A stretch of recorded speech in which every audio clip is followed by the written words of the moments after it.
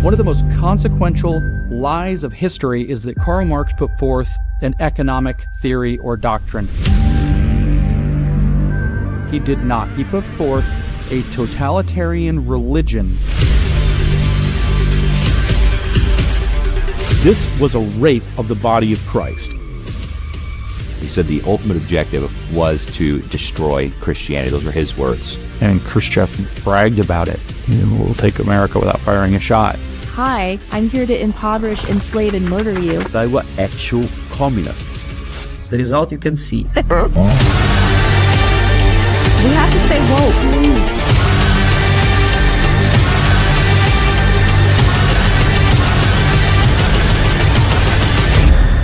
There are ravening wolves in sheep's clothing all over the place.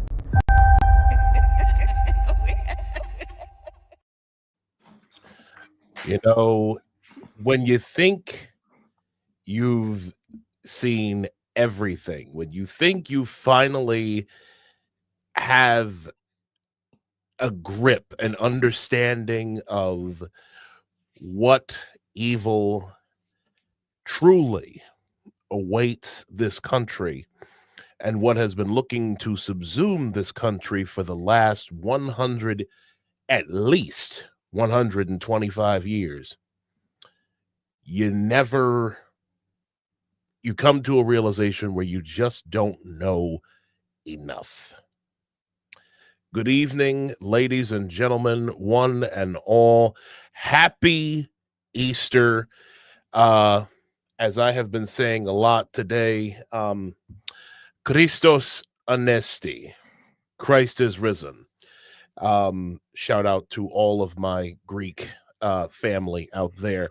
This is Apostate Radio. I am coming to you live from the County of Kings, the People's Republic of Brooklyn, and I am joined by, as always, my co-host, my brother, who's supposed to be getting me some of Pete's later, but I don't know when that's going to happen. Mr. Nostra Chavez. Trying to do it last week, bro. You know what? We'll make it happen. Yeah, we will. Because this week, with all of the stuff that I had going on, I did like with wedding stuff because I'm getting married in July. At the end of July. It's a lot, man. I did that 2 years ago, so yeah, I remember. And then yesterday, I missed my first home match. Well, I'm sorry, my first away match.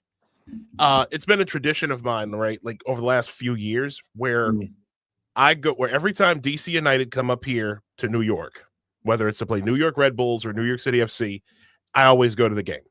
Okay, because it's rude for me to, for y'all to be here. Yeah, they're in town. Yeah, when they're in town, right? So, first game in 4 years that I missed, but I had good reason. We were doing engagement photos yesterday. Oh, okay. The first set of engagement videos. Yeah, man. Great. This is, of course, Apostate Radio. This is episode 11.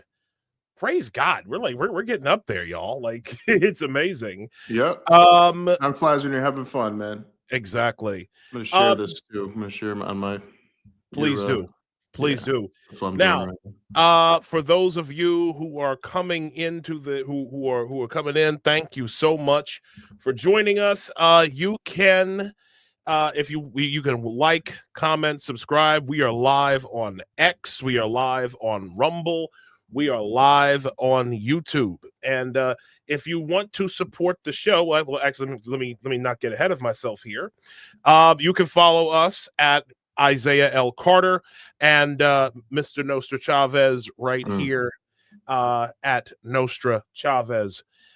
Deeply philosophical brother here. Also, if you want to support the show further, you can do so at buymeacoffee.com/apostate radio. We want to thank all of you who have contributed over the last several weeks, really everybody who's contributed at all, because you could have you could have bought a coffee for yourself and just buy coffee for us.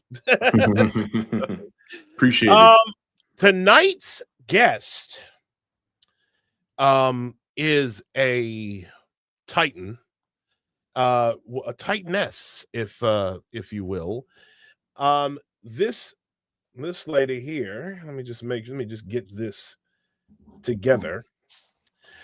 This lady was a missionary in Russia in the late 90s. Then came back to the U.S. and got a dual master's in Russian language and literature and Russian and Eastern European studies from Florida State University. We got a Seminole on the program tonight, y'all. In 2004, my dad used to love Florida State college football, dude. Used to love them. One of my roommates was a Seminole. Good friend of mine. One of my best friends. Wow. Yeah. In 2004, she completed and defended her master's thesis on underground Christian movements in the Soviet Union. That's really interesting. In 2008, she began seeing the same Soviet anti-religious tactics she researched for her thesis occurring in America. In 2022, she published her book, Beneath Sheep's Clothing, The Communist Takeover of Culture in the USSR and Parallels in Today's America. She is the writer and producer of the documentary, Beneath Sheep's Clothing. Ladies and gentlemen, I want to present to you Miss Julie Behling. How are you, my dear? Welcome. Please, thank you for coming on. Yeah, thanks so much for having me. Doing great. That's awesome. That is awesome. This is so. I watched a good bit of the documentary this afternoon and getting ready for it, and it's left me a little shook, to be quite honest with you. I mean, there's a lot of, again, like I said in the intro. When you think you know something, you find out that you actually don't. And the little bit you knew turns out to be just the beginning. And that's really how I approached this watching the documentary. My first question to you, Julie, is like, how did this come together? You made this back in 2022. How did this come together, and like, what did you start to see? Like what were some of the things that you noticed? In the lead up to getting this done.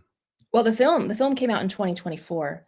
It came out in 2024. I'm sorry, that was the book. Yeah, I'm sorry. Yeah, the film came out last summer. I self-published my book in 2022. I actually started writing it in 2009, researching and writing it. I wrote most of it between 2009 and 2011. And how all of this came together can only be described as an act of God over and over and over again, to be quite honest with you. But I mean, I didn't have to write a master's thesis. I hate writing, as a matter of fact. But a bunch of things happened that just pushed me in this direction. I was able to go back to Russia to research for my thesis. In 2002, I was able to go back and meet some of these people in these underground Christian movements some of them were still underground even in 2002. Even to the point where I went to the Bolshoi Theater in Moscow with people from my study abroad group, other Florida State students. And for some reason, my ticket was separate from everyone else. I ended up sitting next to this guy, this Russian dude, and talking to him. He was a member of the exact Pentecostal sect I was researching that had been underground during the Soviet period, that they were still underground. And he got me in to meet his church leaders and gave me a bunch of documents that I was able to translate and use for my thesis. There were just a number of things like that over and over again that I can't even fully explain. But yeah, I finally, I never was able to publish the book early on, even though I wrote most of it. I set it aside. I didn't pull it out again to finish it until 2021. And then that's when I came across some other people's works that really shook me even more. Speaking of, which I thought I knew a lot what was going on. I had to get caught up to all the woke stuff. with James Lindsay's content, Trevor Loudon's content with the infiltration of the evangelical church, which was very shocking to me because when I originally had written my book, the evangelicals had not been infiltrated yet substantially.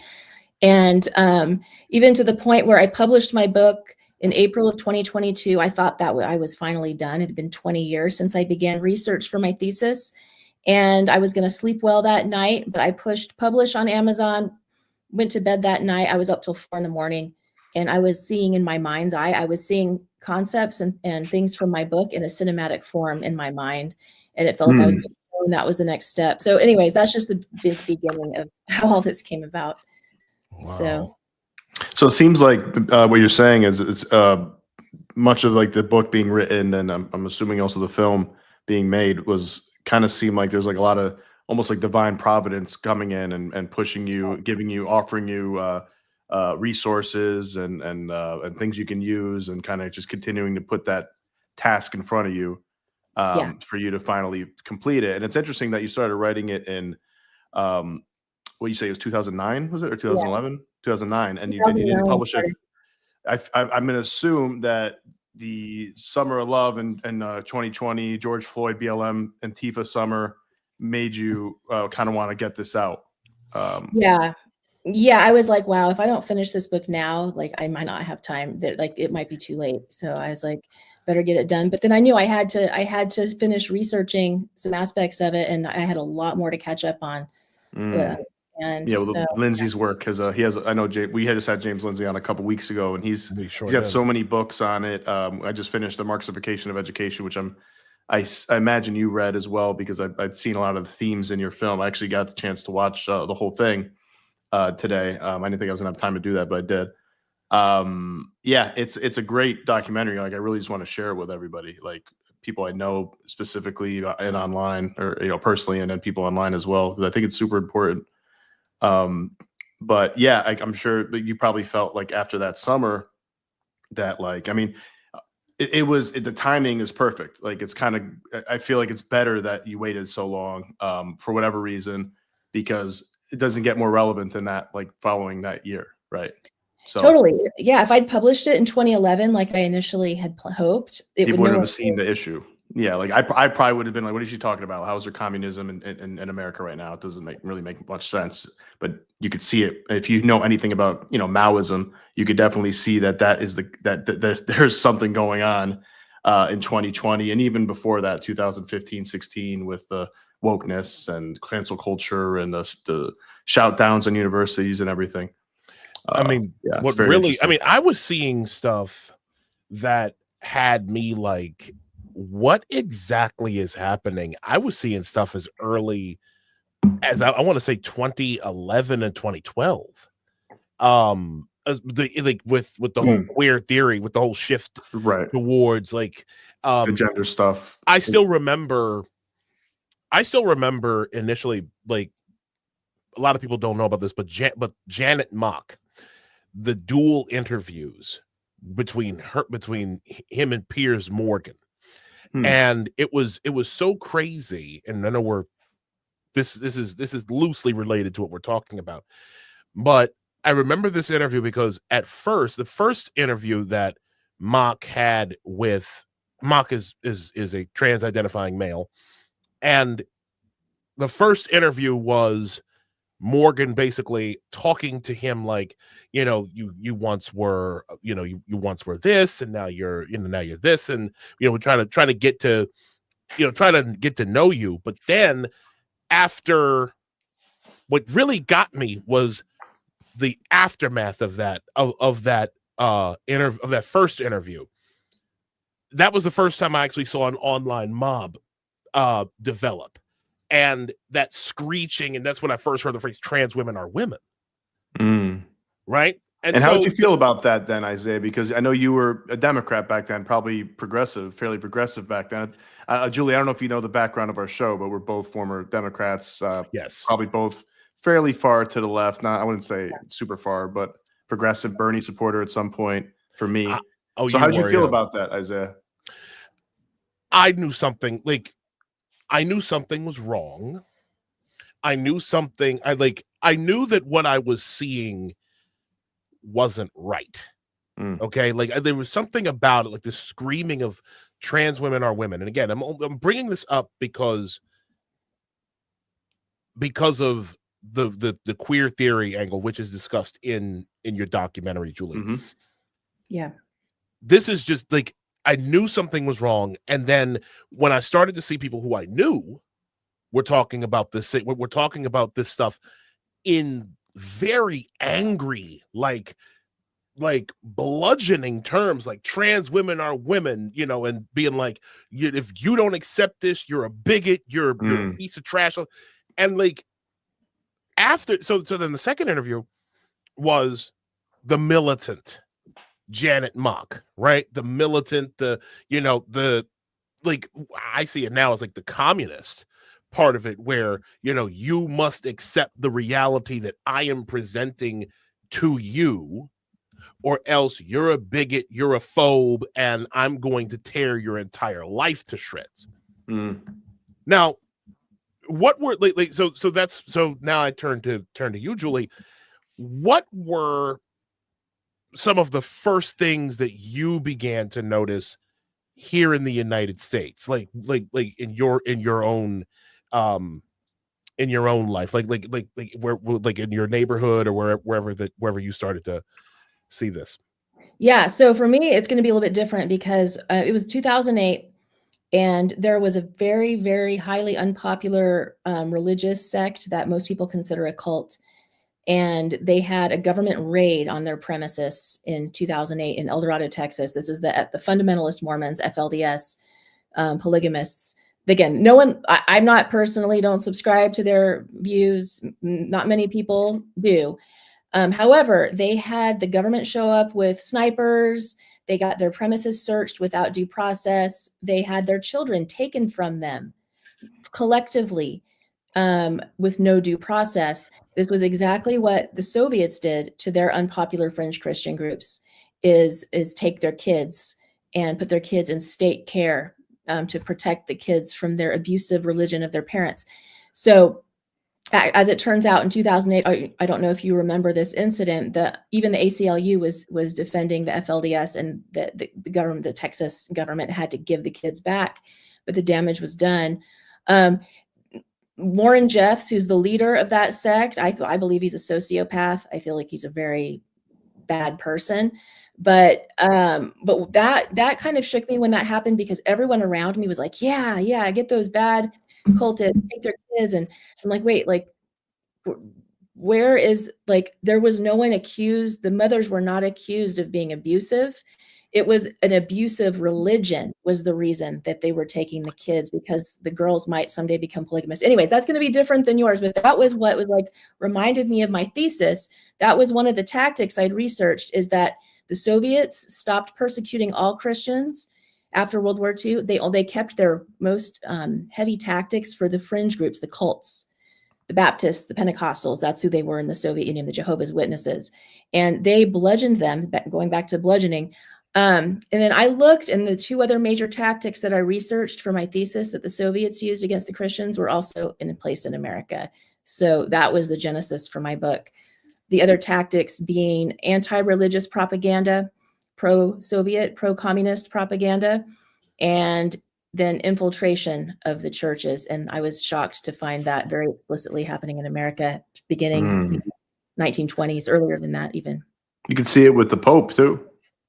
Oh my God. Pope Francis is pretty far left, isn't he? And I think he's been influenced by liberation ideology, or Paulo Freire or something like that, or similar people to him, if not Freire himself. But yeah, I mean, he's been an extremely progressive, seem left-leaning Pope, and pretty openly so. And I'm I was born and raised Catholic. I don't remember so much condoning of some of the things he's been condoning.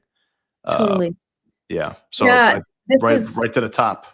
The whole point of my thesis that I wrote in college, that I was looking at which features or tactics of the different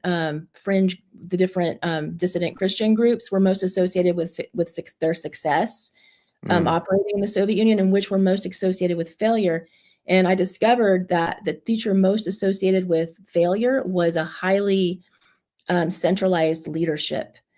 Because then those churches, once they were infiltrated, could be more easily taken over and the people led, off a cliff.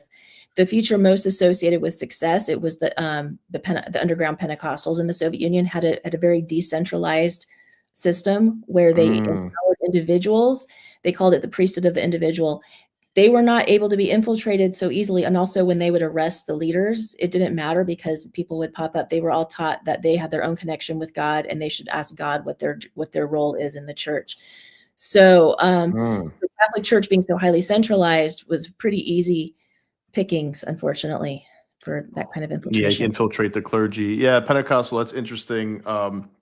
Who would you say? Oh, go ahead, Nick. I'm sorry. No, go ahead, Isaac. Actually, I might have just lost my train of thought, so go ahead. Who are some, I guess, well, as we go into, I guess, the church, the infiltration of the church. Like, this is crazy for me because I grew up in conservative circles, right? Like I grew up a conservative. I was raised in what is now like fundamentally Baptist, right? But when I was younger, when I was like a kid and into my teens, this church was what was called Reformed Baptist. So it was always very much like it was pretty well insulated, we'll call it, against communism and against that kind of infiltration. What does that infiltration look like in praxis? To borrow one of their words, and who, in your opinion, would be an example of communist infiltration within the church? Yeah. So you had the Rockefeller Foundation bankrolling people to infiltrate the churches starting way back, again, like I said, 1920s. And what they would do is they would go into the seminaries and get positions teaching in the seminaries to influence up and coming clergy. And the church was kind of easy pickings, unfortunately, because it's really easy. The whole love thy neighbor thing is a central tenet of Christianity. So they were able to switch. Even, again, there were people way back then explicitly shifting away from the individual relationship with God and Jesus atoned for your sins, which is the central tenet of Christianity.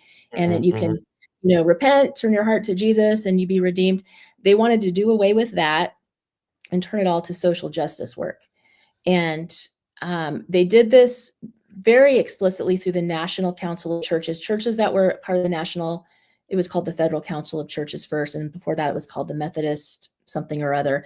But they infiltrated this ecumenical organization, which is still, it's still around today.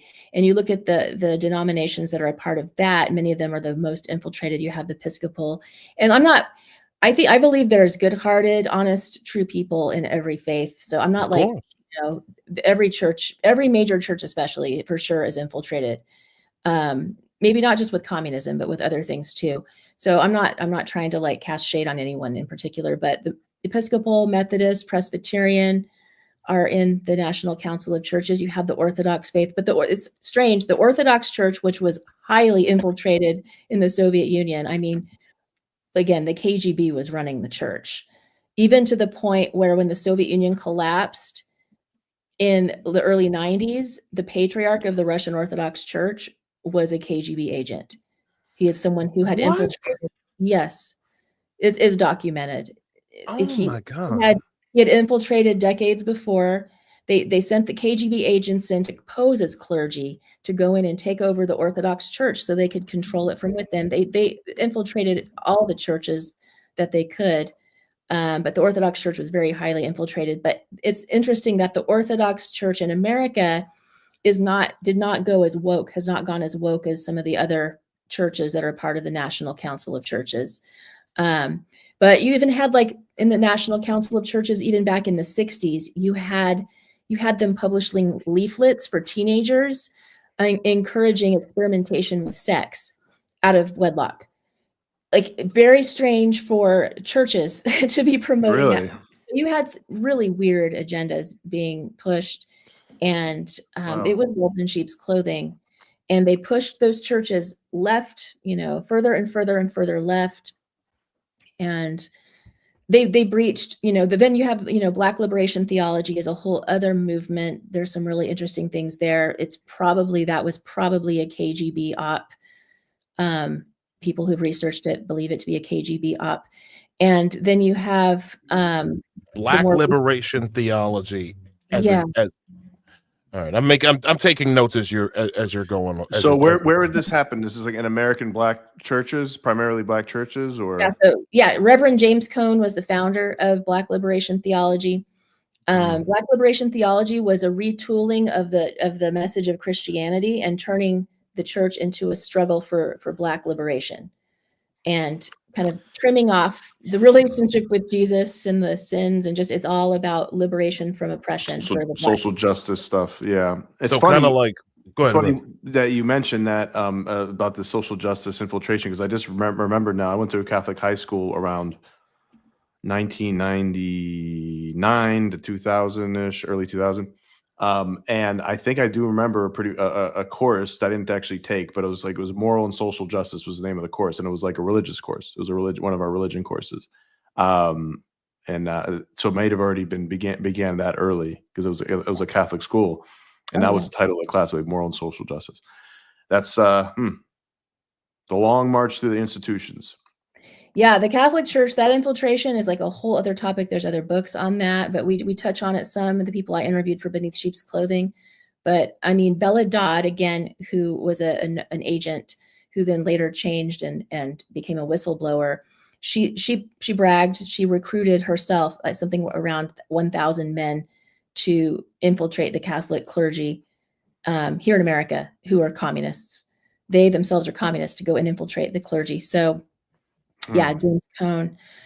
That he's an interesting one. And then, what's his face? The preacher, Barack Obama's pastor. Oh yeah, what was his name? That guy. Jeremiah Wright. Yeah, Jeremiah Wright. Mm-hmm. Yeah, he's another prime example of a Black liberation theologist. Also, Raphael Warnock is another good example of a Black liberation. Really? He's a total communist. That name sounds familiar. I'm not sure if I know Raphael Warnock. He's a senator. Is a U.S. senator from Georgia. Yeah. Oh, okay. And matter of fact, it was because I remember his election was elected in response to, I think when did he get elected? I want to say he got elected in either 2019 or 2020. I can't remember exactly.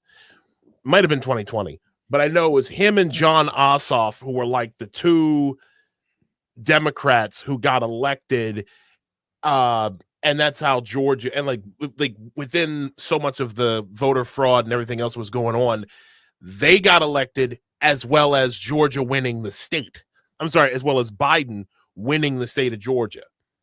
So that's a bad one. I did not know.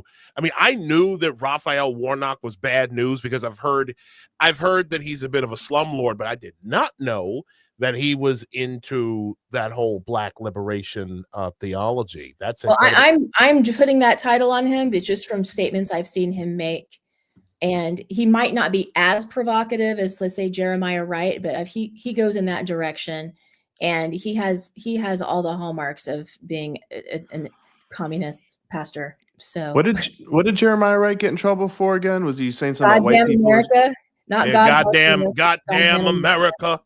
Yeah, I remember that. I think I heard that in the film. I remember that. I think you played that in the film. His church in Chicago, he took this church from very small to just booming, but it was a big Black liberation theology church where, again, the whole gospel message is about oppression, of freeing Black people from oppression. That's the whole gospel race theory stuff. Yeah. Yeah, that's him. Matter of fact, I'm pulling up his image right now so that people can see exactly what he looks like. Wonder how they're doing right now, that church. Yeah. I hope it's falling apart, honestly. Me too. Oh, definitely. I mean, I'm gonna be honest, like the infiltration of the church is it's a sensitive topic for me because I've always been wary of organized religion. And I'm saying this as someone, like I said, I grew up Baptist, Reformed Baptist, whatever you want to call it. But every single church that I've been to, like, since, I'm not talking like with the blessed exception of the church that my brothers and I grew up in, and a couple other exceptions that I've been to over the years, I've always felt very, very nervous about organized religion. Like there was something else to it besides the saving of souls, right? Like besides the, service to God. And it was when and so to hear this stuff and to know that there were, at least in the Soviet Union, KGB agents posing as, this is probably going to descend into conspiracy theory mode, but what if Jamal Bryant down in Atlanta is a CIA operative? You know what I'm saying? Like, and I bring, for those of you who don't know, Jamal Bryant is the pastor of quite a large church down in Atlanta, Georgia.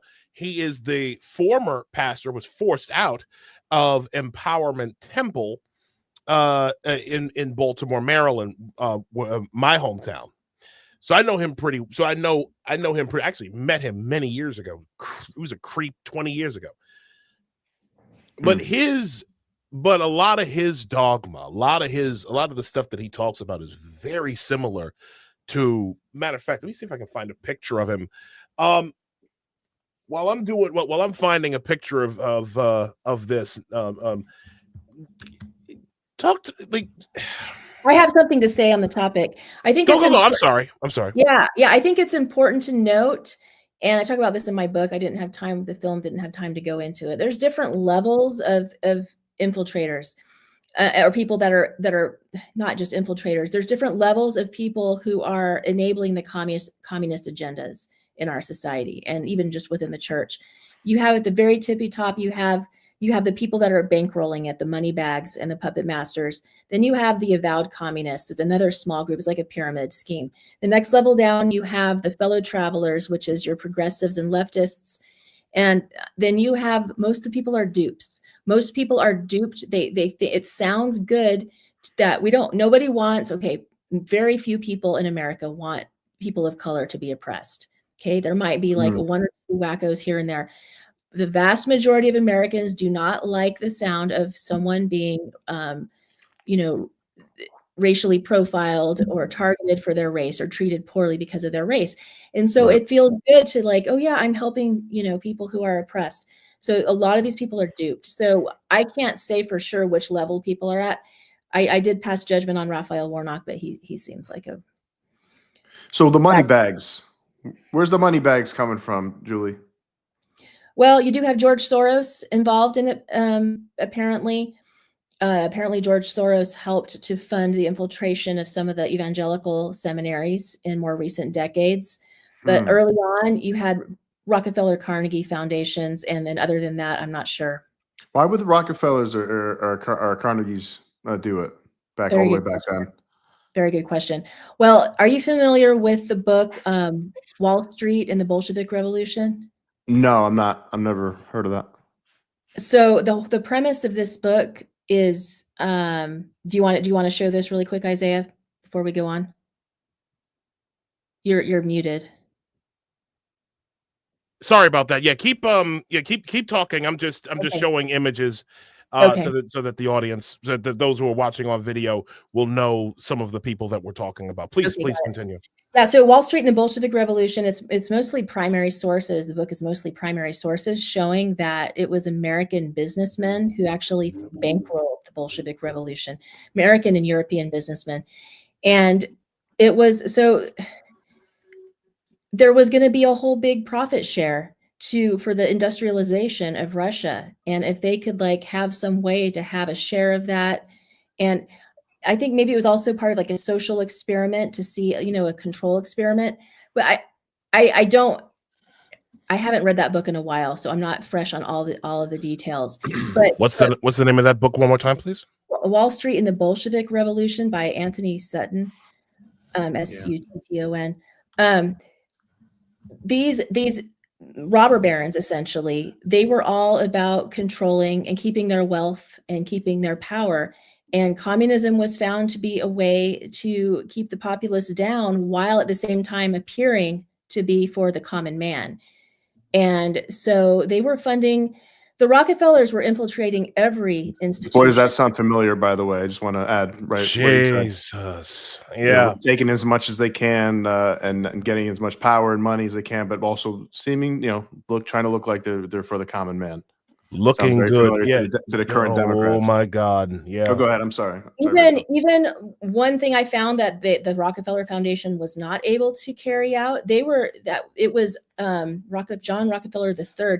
At one point, they were trying to set up like a pension program for clergy globally that they would be in charge of. What happens if you hold the money, all the retirement funds for the world's clergy? Well, then you own the messages that they give.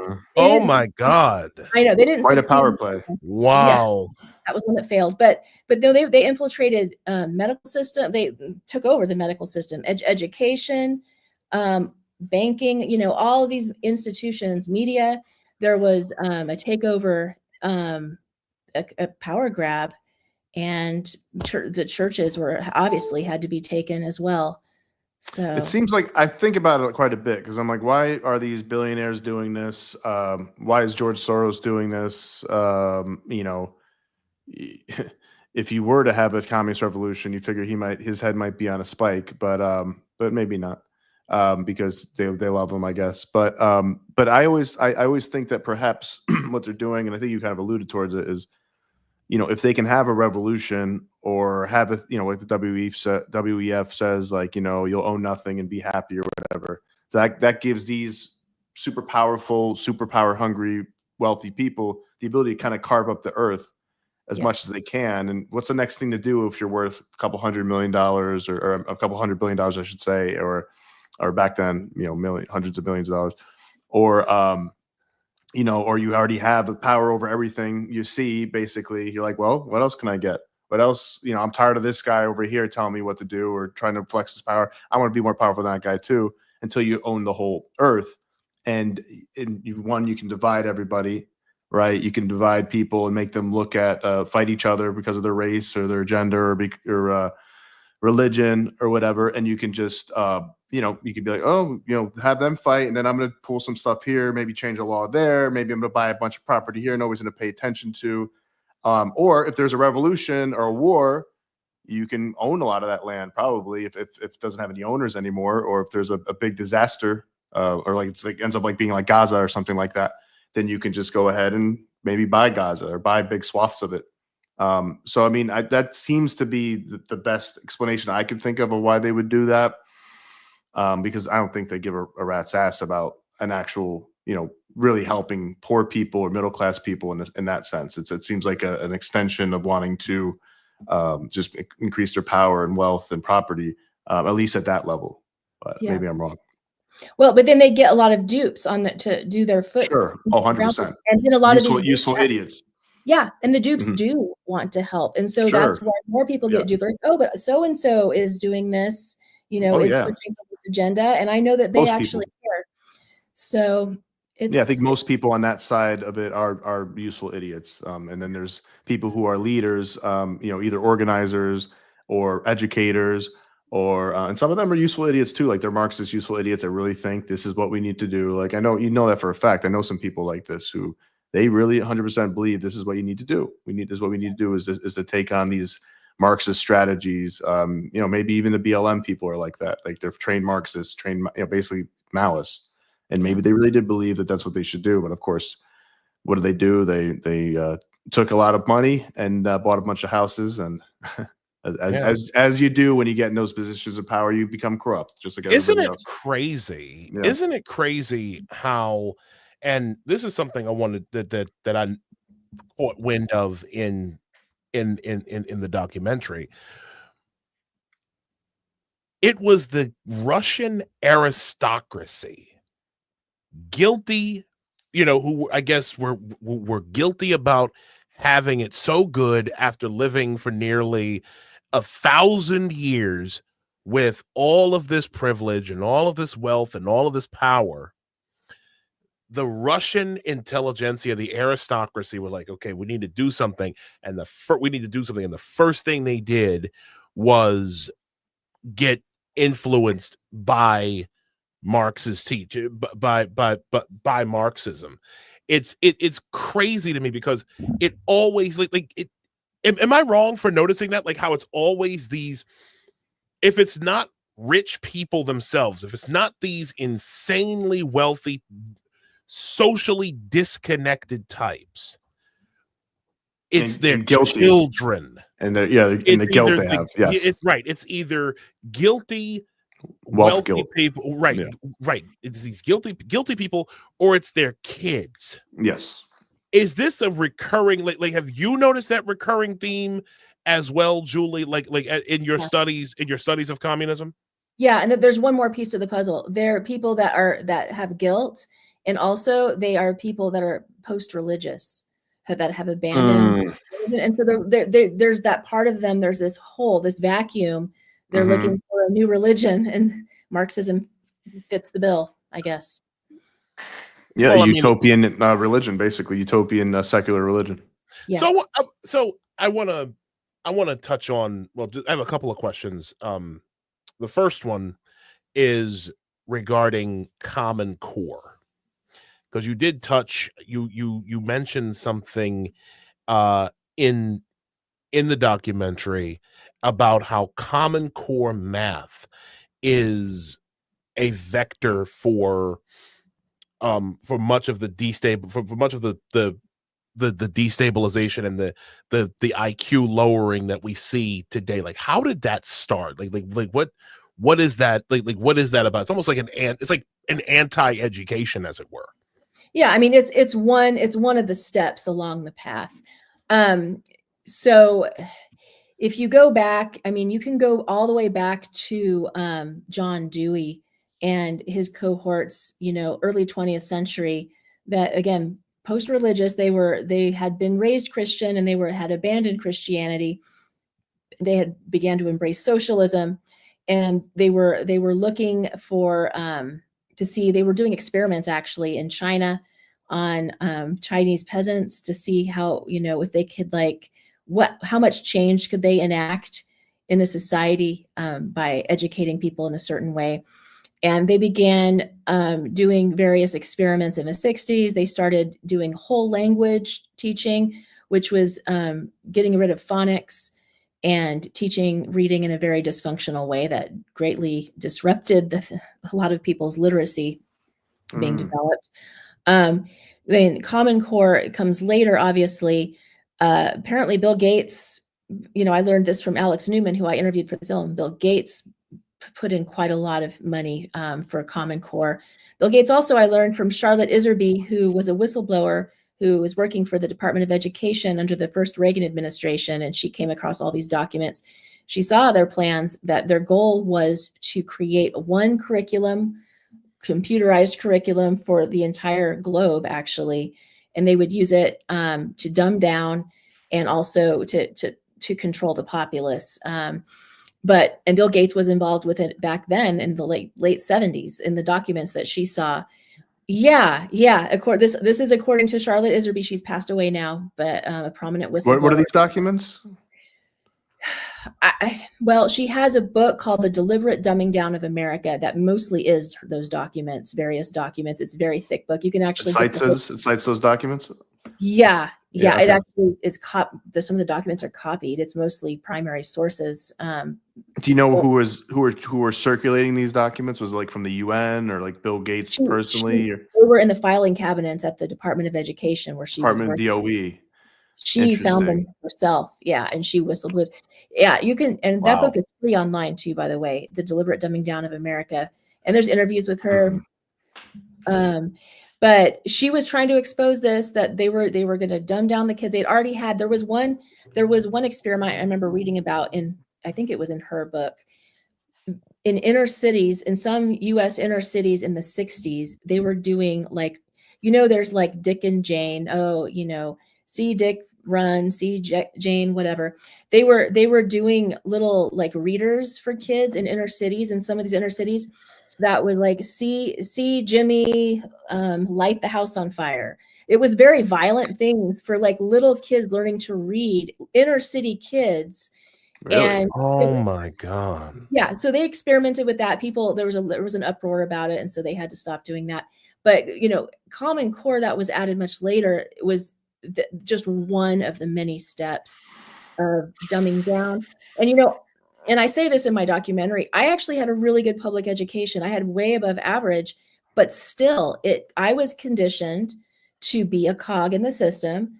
I had to unlearn a lot of things because I ended up becoming an entrepreneur, and I never really did work in the workforce. I've been self-employed for over like 25 years. So I had to unlearn a lot of the conditioning given to me in the public schools, even though I did academically have a good education. So there's also that aspect of it. But now what we have with all the social and emotional learning, and the film lays it out, it's even worse than what the film Beneath Sheep's Clothing, even worse than what's laid out there. The mind control and the brainwashing of our kids, and converting them to a new religion. We might ourselves be Christian, but we're sending our kids to school. They're getting converted to the religion of woke Yes. Marxism. Mhm. So Absolutely Marxism. I've never seen anything like it. I was, like in particular, in Baltimore, where I'm originally from. Again, I'm talking about the fruits of this. yeah. Came out a couple of years ago that in exactly 0 high schools in Baltimore City could produce a child who could read at grade level or do math Yeah. at their proper grade. It's terrible. 0. I think like there was 0 kids were proficient at math. There was a small percentage of kids who were learning at, who were reading at grade level. But I find it to be like all of this just strikes me like I get well, I mean, obviously I'm a little emotional because of, I was born and raised in Baltimore. But at the same time, it disturbs me greatly that this exists. It is I consider communism to be a film, like how we have film negatives, right? Like which are dark mirror images for those zoomers who might be watching, when we had 35 millimeter rolls of film. Okay. And you had these things called film negatives, right? Where if you didn't expose, you could actually see them, and when you could actually develop pictures from this. I know it's not like going to CVS or any of these places where you just say, here, I've got these out of Google Photos for kids. Okay. It was the good old days, guys. You don't remember the this? good old, yeah, exactly. Red light and the whole bit. Anyways, communism is, in my opinion, the film negative to reality. Yeah. Everything about this, from making children, like I was like, there was a clip in the show, in the doc, where like this guy's just asking random questions of people, just basic things that people should know. Yeah. Yep. And I've seen that a lot. and Seen a lot of and those it's videos like, too. like how many states are there in the United States? 100? Like what? Yeah. Like it's At least be close. I understand you don't know the exact number, but 100. it's like double the amount of states. So it's literally like, it's crazy. They make you dumb. You can't read, you can't write, you can't do any math, but yet they know enough, these kids know enough that if something pops up on Snapchat or Instagram or something like that, they'll know to show up to a protest. Or they can be radicalized in an instant by a teacher or a professor or something like that.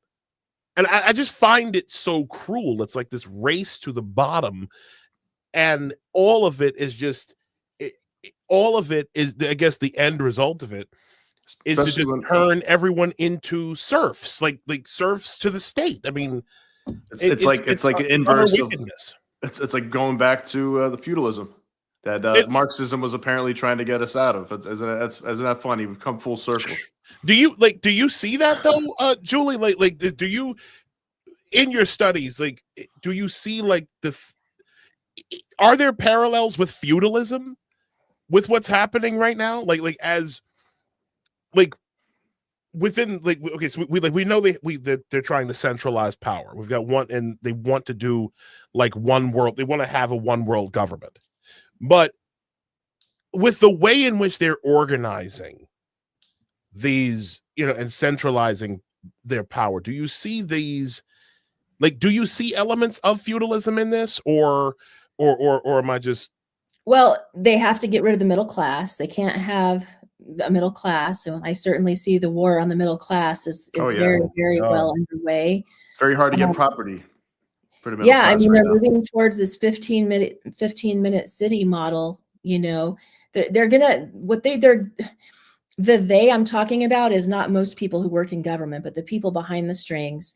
They're decimating the middle class, and then they're going to pose as saviors and be like, oh, but now we have these solutions. Come and live in our high density housing and get our universal basic income. But, oh, you got to make sure you have the right viewpoints, or maybe we're not going to give you. They're already trying that here in New York. Social credit scores. Yeah.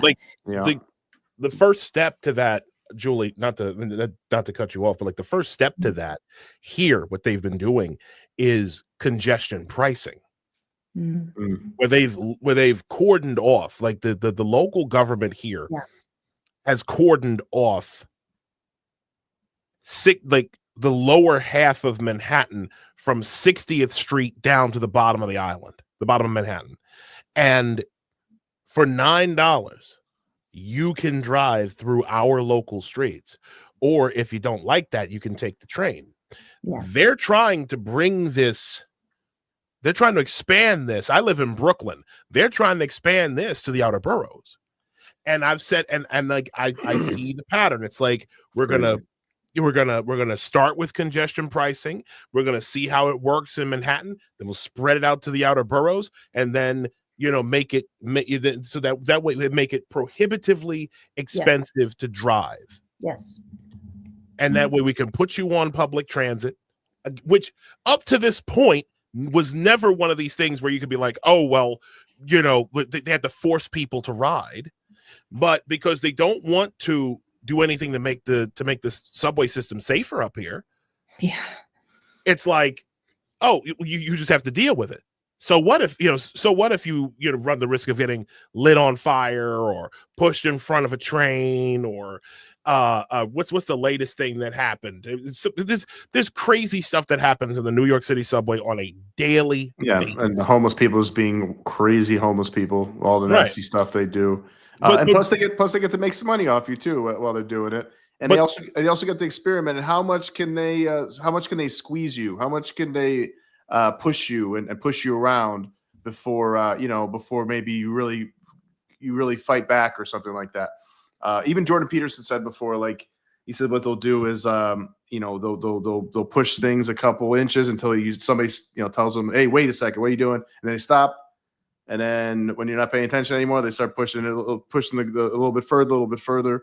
So I think that's been happening for a long time now, Isaiah. But go ahead. I'm sorry, I interrupted you. No, no. You're fine. I mean, it's just like I've noticed. It's like when you see this stuff, you can't unsee it. And you guys might be surprised. You might be surprised to know that they're doing this stuff in Utah, where I live too. Oh, I've been hearing about this. So it's not. What are they doing out there? Yeah, what Well, are they doing? I just drove past the first 15-minute city that's under construction. Ironically, at the site of the old state prison, they raised the prison and relocated it, and now they're Get out. building. Come on. I'm completely serious. And they're building this 15-minute city at the same area of super high density and walkable city.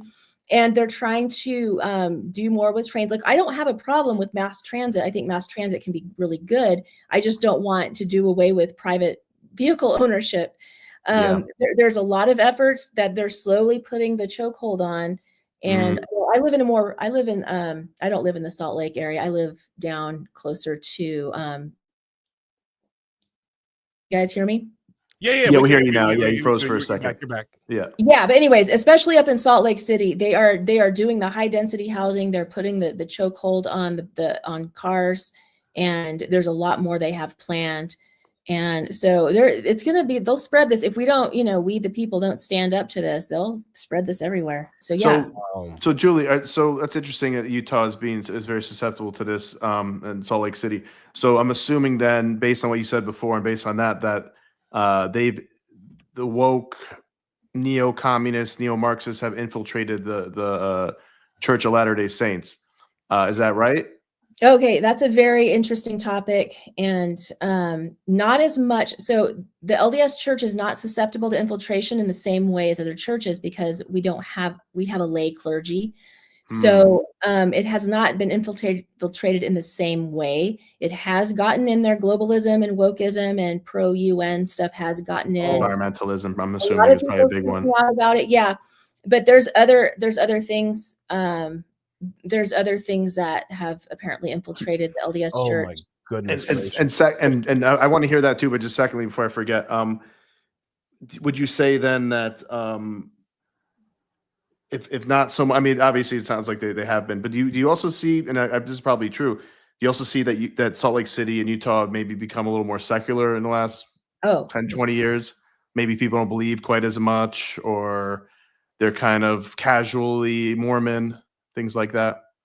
Yeah, I lived in Salt Lake. I lived in downtown Salt Lake for almost 9 years, but I left about 8 years ago. And every time I go back to visit Salt Lake, it's just shocking to me how, and look, I have good friends there, and there's a lot of great people there. This is one thing I came across in my research. I don't have all the information on. It's so interesting. We talked about Black liberation theology. The guy who started it, Reverend James Cone, I found where he attributed that. He said that there was this white couple at his seminary that put him up to it, that gave him the idea for Black liberation theology. And their last name was Boyack. I can't remember the first names anymore. Those individuals moved to Salt Lake City after they were done radicalizing Reverend Cone. And they were big in the non-LDS religious communities in Salt Lake. And I don't even know like what all they were up to. But they were big movers and shakers, probably pushing churches left and doing who knows what. But and where did they come from originally? You said before they came to Salt Lake City. Where were they? Somewhere in the Midwest. Somewhere. I wonder how many other places they might have went to. That'd be interesting to track those people, because maybe they're operatives, or maybe they're working for somebody. That's interesting. Like, why do they just travel around trying to push everybody to the left and into liberation ideology, or different Marxist offshoots? Really, that's really interesting. So, tell me, Julie, is the name of this development Utah City? It's called The Point.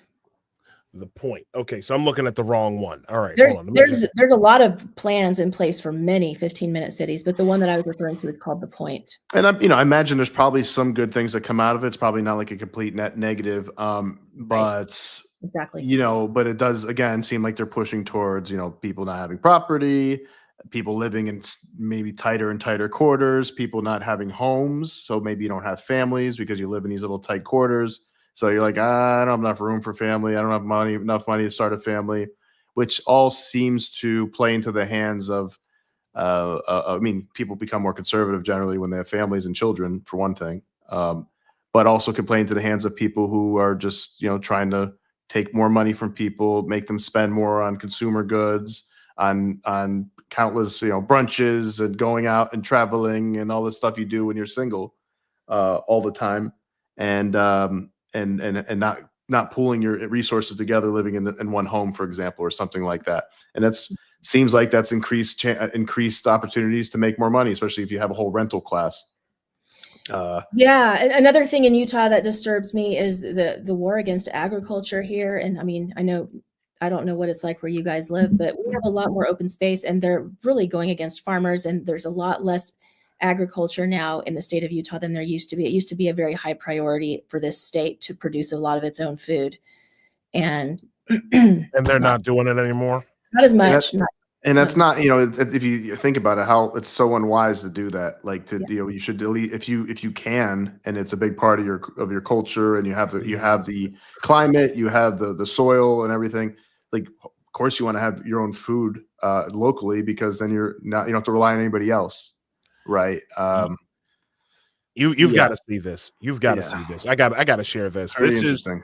So I found the website for The Point, and this board, this is a rogues gallery of lizard people, man. Look at this. It kind of looks like George Soros on the right. Right. So hold on a second. So we've got Jordan Teuscher, the House Speaker appointee, Lowry Snow. I don't know who these people are. Let me see. This is the board. The Point of the Mountain State Land Authority. So you've got Jordan Teuscher, Lowry Snow, Jerry Stevenson. Look at these people. Like they're barely smiling. They look fake. Like this is. It'd be interesting to look at the mission statements above. Like, let's see some of their bullet points. See if we the see mission statement. Let's see about commit. Let me see our team. I bet you the word diversity will be in there. Well, let me equity.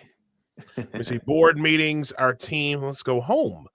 Innovation community. The Point is widely recognized as one of the most important quality of life opportunities in Utah history. It consists of 600 acres of state-owned, of course, state-owned land that is being built into Utah's innovation community. It's the first phase of development. Look at this. It's like a prison. It really does. Yeah. It really does. And what's crazy to me is I have a friend who used to he coached over in he coached out there in Sandy not too long ago. He was a soccer coach. And the pictures he used to take of the mountains out there were stunning. It's a beautiful area. Honestly, y'all have just shout out to you in Utah for having I'd love to visit some of the most beautiful natural this is gorgeous. I got to see this for myself. Yeah, but, I'd like to. Not The Point, but Utah itself. Not The Point. The Land Authority has released. Listen to this shit. The Land Authority has released the Phase 1 development plans that reflect what Utahns want at the site.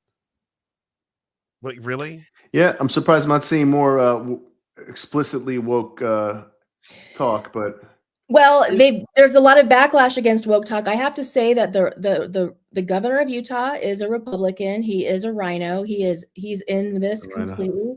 He got elected through fraudulent means, reelected just recently. Oh my God. Our Republican Party is very infiltrated in Utah, very, very deeply infiltrated.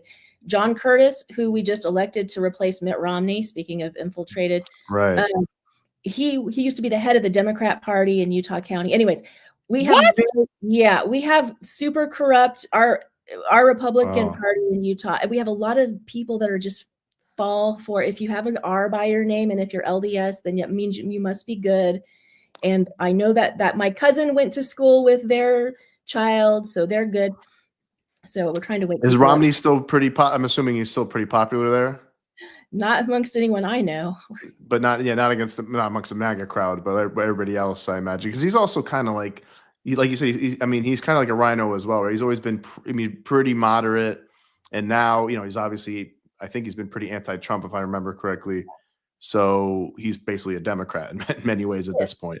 He's a wolf in clothing. He's Yeah, interesting. Because I imagine he was a legend there for a while. I mean, he was the only. Is he the only Utah presidential candidate ever? Is that true? He wasn't from Utah. He's not from Utah. Oh, that's right. He's from Massachusetts, right? Yeah. Yeah. And So grew he's up a in- carpetbagger on top of. But he's a Mormon, so you guys He's a probably Mormon. like Yeah. that about him. He's a Yeah, carpetbagger. He moved to Utah so he could run for Senate. He's never in Utah. He's not That's- in Utah very often. that's right. You're right. Thank you for correcting me. Yeah, I totally forgot about that. Forgot that he was. Wow. I thought he's from our neck of the woods. But the last name Romney is very prevalent, and there's some people high up in the LDS Church with that last name, or at least in the past there were. So it feels close to home for Utah people to have that last name. So all right. So would you say that there is any acknowledgement to, like, from the LDS that this is going on, and maybe you got to be on a lookout, like what you're talking about in your film, that, like, hey, we're getting infiltrated, like maybe we got to fight back against this before this replaces us, like this woke ideology replaces our religion and totally howls it out. Is there any of that? Not from the top. There is from people on the bottom, but not from the top. It's a hard topic for me. My background is LDS. I'm not really active LDS at the moment, but my son did just get baptized last year, and I'm in kind of my own little category right now because of some of the tenets I still adhere to, but I see the infiltration and it's disheartening. I don't think all the leadership is corrupt. I don't know. I don't have the answer for that. I just have to give a shout out to some friends of mine. They're actually friends who ended up helping me find the person who funded my film. Jason and Alexia Preston with We Are the People, Utah. Their podcast is exposing all this corruption in Utah. And for anyone who's interested in this topic, they have highly detailed podcasts with interviews with people giving nitty-gritty details. So they're doing a great service for the state of Utah. What was the name of the podcast? We Are the People. We Are the People. Yeah, with Jason Preston, Alexia Preston. Okay, excellent. All excellent. right. Yeah, give them a listen for sure. Yeah. Absolutely. What's their matter of fact? I'll set this up right now. What's their website? I'll put it up. I'll make a banner right now and put it up. Let me see. We Are the People. Hold on a second. Let me make sure this is their website. Oh, hold on. We got another. wearethepeople.org. wearethepeople.org. Okay, Yeah. let me just put that up there. How influential would you say your documentary has been in Utah and Salt Lake City area? Like, is there a little bit more of a groundswell there? Like, oh, it's one of our own. Like, oh, this is really. Did you see any of that or no? Somewhat, yeah. We screened an earlier version of the film in January of 2024, and we did a screening in close to Salt Lake City, and actually Jason and Alexia invited a lot of politicians and prominent people who did see the film, and I do feel like it's had an impact on policy to some degree. Utah's they've banned DEI. The problem is that all you have to do is change the language and it's still DEI. Change the titles, change the layer. Yeah. Yep. So it's had a moderate impact, I think. And I'm wanting to do a screening for our school board members here because That'd be great. a lot of people are so clueless. So Yeah, the more you're able to spread this, the better. I mean, I don't know if you can get it to the Trump administration. Has Chris Rufo shared it? Like, this is kind of right up his alley as well, and I'm sure James Lindsay has. I don't think so. Look, James Lindsay, who obviously is very prominent in my film, he's ruffled some feathers. Yes, as he indeed. does. Some? What's that? Some? Yeah. Kind of what he does, though. He's in an online feud with Chris Rufo at the moment. Yes. I saw that. Oh, that sucks. But we'll it's share because Chris Rufo is saying that he wants to use Antonio Gramsci's tactics on the right. Right, I saw that. Please explain what you mean by that. 'Cause I mean, so I read some of what Rufo was talking about. And to a certain extent, I can understand why he targeted Gramsci, because let's be honest, the entire capture playbook that communists have, they would not have known to target law, the family, education, and all the rest. They would never have known how to do it if it were not for Gramsci. So to a certain extent, I can understand why there would want to be a focus on getting, fighting fire with fire, right? I can understand that. Yeah. But at the same time, I do understand the potential to, and I've, it shames me to say I'd never watched like Return of the King, like two out of the, I've only watched one of the Lord of the Rings movies, but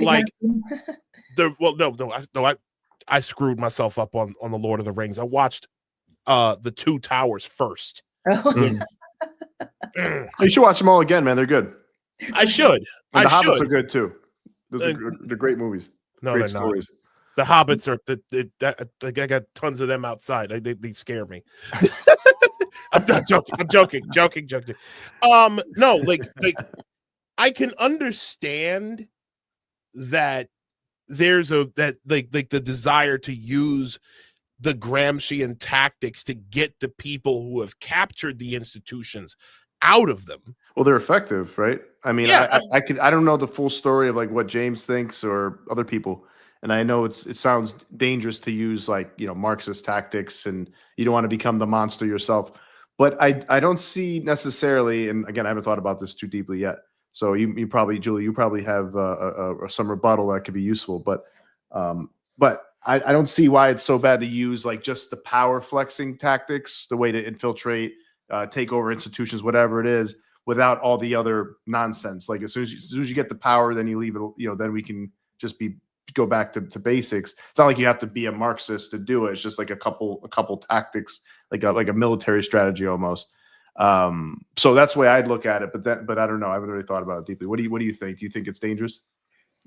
I think the focus on power is makes me concerned. I think the focus should be on liberty and on constitutional principles.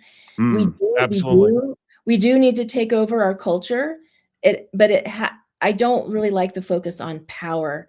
And as far as like muscle flexing, I would prefer to see it more as like grassroots people just stepping up and saying, we don't want this anymore. We're not doing this anymore. Of course. We're doing this instead.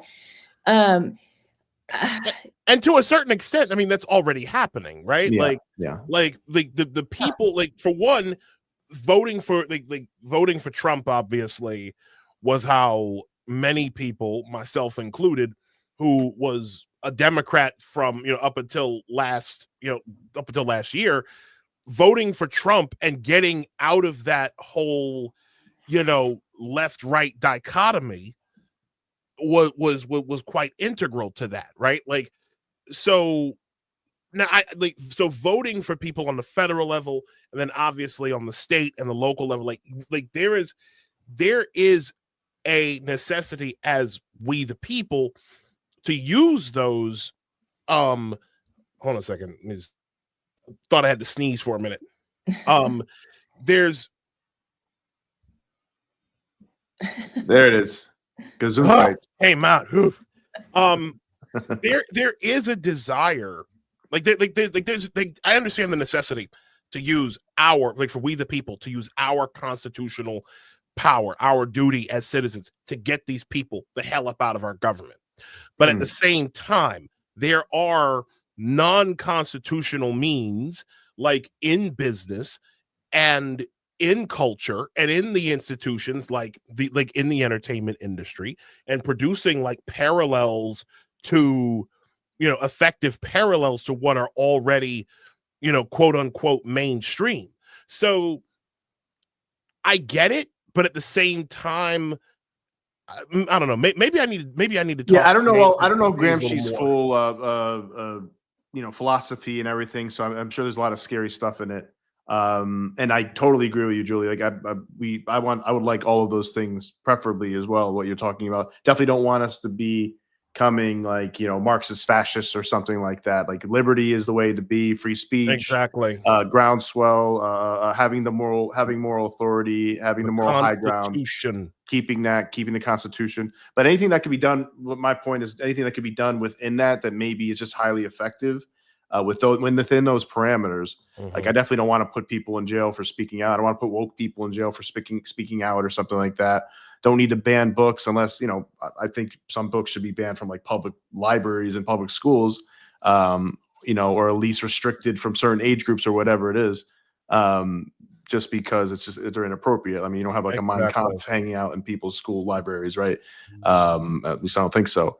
Or putting them up front and center for all the kids to see when they walk in, like on the display, which they do with plenty of woke books, like genderqueer and stuff like that, right? Like that's totally inappropriate, and it's genderqueer. Nothing to do with fascism or anything like that. That's horseshit. Books like that are an abomination that do need to be taken off shelves. Pornographic images, which I've seen, especially if totally they're right, exactly. If, like kids, like they're placed on those shelves, genderqueer and all boys aren't blue, and and my brown eye or whatever the fuck, like that.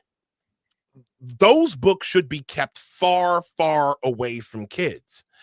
But for some reason, these Marxists, these queer theory addled freaks, they run right to the kids, and it's wild to me.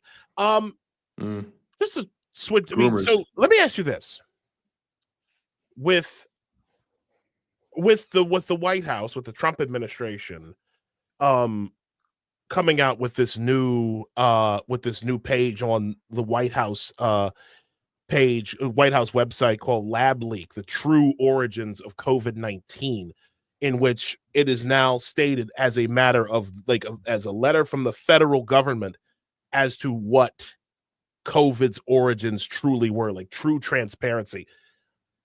My question to you, Julie, is, as we've both lived through the last 5 years, was with the COVID pandemic, was the true pandemic always communism? Communism / globalism. I mean, greater control over the populace. That seems very, very apparent, to be able to push these different agendas and under the guise of, public health, and with a good reason. Look, initially, in early, let's say March, April of 2020, I was not personally opposed to lockdowns because I was like, I don't know what we're dealing with here. Sure. A lot of us weren't. So let's see what's happening here, because it looks like people are dropping dead in China. Apparently that wasn't really the case. I don't know.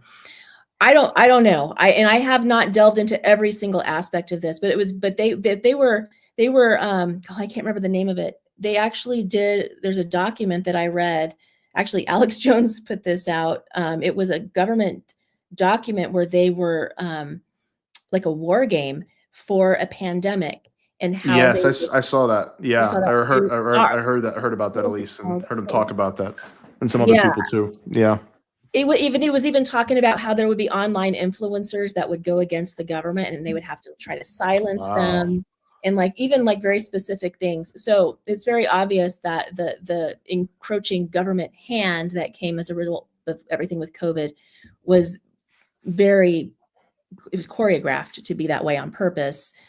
And that was, for globalist / communist / fascist tyrannical purposes. The cult of the state, global, the cult of the state, global edition. Yeah. It's so, this is crazy. I did want to talk to you about this because this was another someone that I saw in the documentary that was of some interest to me. Tell me more about this. The Russian, the one who was the former POW. Who was a double amputee? What did you learn from him? I mean, I know he had a story to tell. Yeah, Carl. Yeah, when I met him, he was very disabled, and the missionaries were helping him and taking him out and taking him on walks and various things. And I didn't hear his story from his own mouth. He was already pretty aged at that point, but I heard it from the missionaries who had gathered his story. And then come to find out, I was telling his story to Timothy, the other Russian the gentleman that I interviewed in the film, and he's like, "Oh, it was total policy. All of the people of German ethnicity who were prisoners of war, Nazi POWs during World War II, when they were released from the Nazi POW camps, the Soviets sent them to the Gulag." Did it happen with Solzhenitsyn too? Alexander Solzhenitsyn? I think so. Well, Solzhenitsyn did spend some time, but he wasn't an ethnic German. Oh, I'm sorry. I'm just thinking about, because he came back. I'm sorry. Yeah, you're talking about ethnic Germans. He came back from war with the Russians, and he got thrown into a gulag, didn't he? Because they were worried that he was influenced by Western. Did they perhaps? What's that? They may have put everyone who was a Nazi POW in the gulag, but they were especially suspicious of ethnic Germans. I think they did it to Russians too, or at least Solzhenitsyn and some other ones. Like, they thought they were influenced by, after defending the homeland bravely and being in a freaking Nazi work camp. How is then it? You like, return and yeah. And that is ridiculous. Yeah, and then they're like, well, you spent a lot of time in the West, so we're gonna have to deprogram you. Yeah, right. What a way to treat your returning heroes, huh? Like, that's worse than what we do to our. That's worse than what we do to our vets here. I'm dead serious. And that's saying a lot. And I'm not even. And let me tell you something. I'm not taking that. I'm prior service. I'm not taking that back. Yeah. Okay. The fact that the veterans here in the United States are literally, like, in true Hegelian fashion, used and then discarded. A lot of them, especially in prior wars, lived most of their lives in mentally broken states on the street. That's better than getting. I mean, I would argue that's better than getting thrown, like, from you basically trade one prison camp for another. Yeah. No, that's one of the worst things that could happen. I have never heard of that. And I'm like, one of the worst things that could happen to you is this that. And again, this is what I was talking about earlier, where you think about how evil these people truly were, and then you hear about this. Oh no, we are going to take you to our gulag. You think you're gonna have a hero's welcome? Oh my God. No hero's welcome. Yeah, and like, it goes with what Julie said, or somebody said in the documentary in Beneath Sheep's Clothing, that there's no. I think you said, if not, you said it in a podcast with maybe Benjamin Boyce. I listened to that as well. I have a question about that as well, because you said something on there. It's interesting. But what you said, or somebody said, that it was that they don't really care about individual rights. It's the individual doesn't really matter to communists. Like, it's all about the state. It's all about the party, the power of the party, and probably the up top power of the party and the ideology. And everybody else is just completely what's the word? You can just throw them away. Disposable. That's the word I was looking for. Yeah. Just so you execute mass executions, mass starvation, throw them in camps. Who gives a shit? Who cares about these people? These are just. It's all about the revolution. It's all about the party. The whole populace is cannon fodder for the cause, for the communist cause. Yeah. So I guess I should say while it's mentioned. So I listened to your interview with Benjamin Boyce, and one thing I think you said that communism is related to narcissism. Does that ring a bell to you? Yeah, I mean, if you look, I was wondering how do you think that those two things go hand in hand, and how that relates to woke and social justice culture now today? Because obviously we just had a talk with Josh Slocum about this, and how it's heavily cluster B, heavily narcissistic, kind of mindset, culture, political messaging, education, all of it. Shout to the Jacob Urofsky professor of disaffection, Joshua Slocum. He's fantastic. How much do you think narcissism relates to communism in general? Like, is it like a defining feature of the ideology when it's in practice across nations? Yeah. Let's just say I've had some run-ins with some narcissists in my life. And I came to understand the narcissistic abuse playbook quite well. And I noticed when I was interacting with woke activists online that it was the same playbook. And, just looking closer. I mean, I think narcissism, this is whatever, you can say this is crazy. This is just my personal views. Communism is the government, this like a satanic form of government, like the ultimate satanic form of government. I agree with that. And narcissism is a satanic way of dealing with your fellow man. So it would just make sense that there would be a lot of that. I mean, there's a lot of sadistic stuff that goes along with communism as well. But like how I call it, communism is the religion of the self made manifest by the state. Because that's basically the same thing. I mean, I have never seen, it's like literally a cult of communal narcissists who get together and decide we're going to force everyone to do and have our priorities under penalty of law and death and imprisonment and all the rest. And we're God. We're going to take the place of God to act as if we know how to enact this equitable redistribution of everything, and eventual utopia, which of course never arrives. One thing I see between the two, because I know narcissistic personality disorder is frequently, or maybe always, it's very delusional. The person is kind of warps reality around them to shape what they emotionally would like to be the reality. Like, oh, I'm never wrong. I'm like I'm the smartest person. I'm the best, most talented person, whatever. And they warp reality in that way. And it's very similar to communism. It seems like, where they just don't admit they're wrong. State will never admit they're wrong. We have to just keep on abusing people and forcing them to do this and forcing them to do that. If they don't, we'll kill them, because this has to work and it's going to work and we are right. And I think both of those things are common with the narcissists and communists and Marxists, where it's like, we'll warp reality as much as we have to and just live a lie. Solzhenitsyn was very explicit about that in the Gulag Archipelago, where I think he said something to the effect of like they're lying to us, we're lying to them, they know we're lying, stuff like that. He also had a joke of like, we pretend to work and they pretend to pay us. Yeah. Which is it's funny and really terrible at the same time, but yeah. I mean, look, I did not live in the Soviet Union myself. I didn't go to Russia until 1997, so I can't speak for narcissism amongst rank and file communists in the Soviet Union per se, but just my experience dealing with woke Marxist activists, there seems to be quite a heavy reliance on narcissistic abuse tactics. So. Yes. 100%. So one of the next things I want to ask you about is something, the phenomenon that we've been through. We talked a lot about, the infiltration of communism from the left side of things, but we haven't really talked about, or maybe we did, we touched on it a little bit, about what communism looks like coming from the right.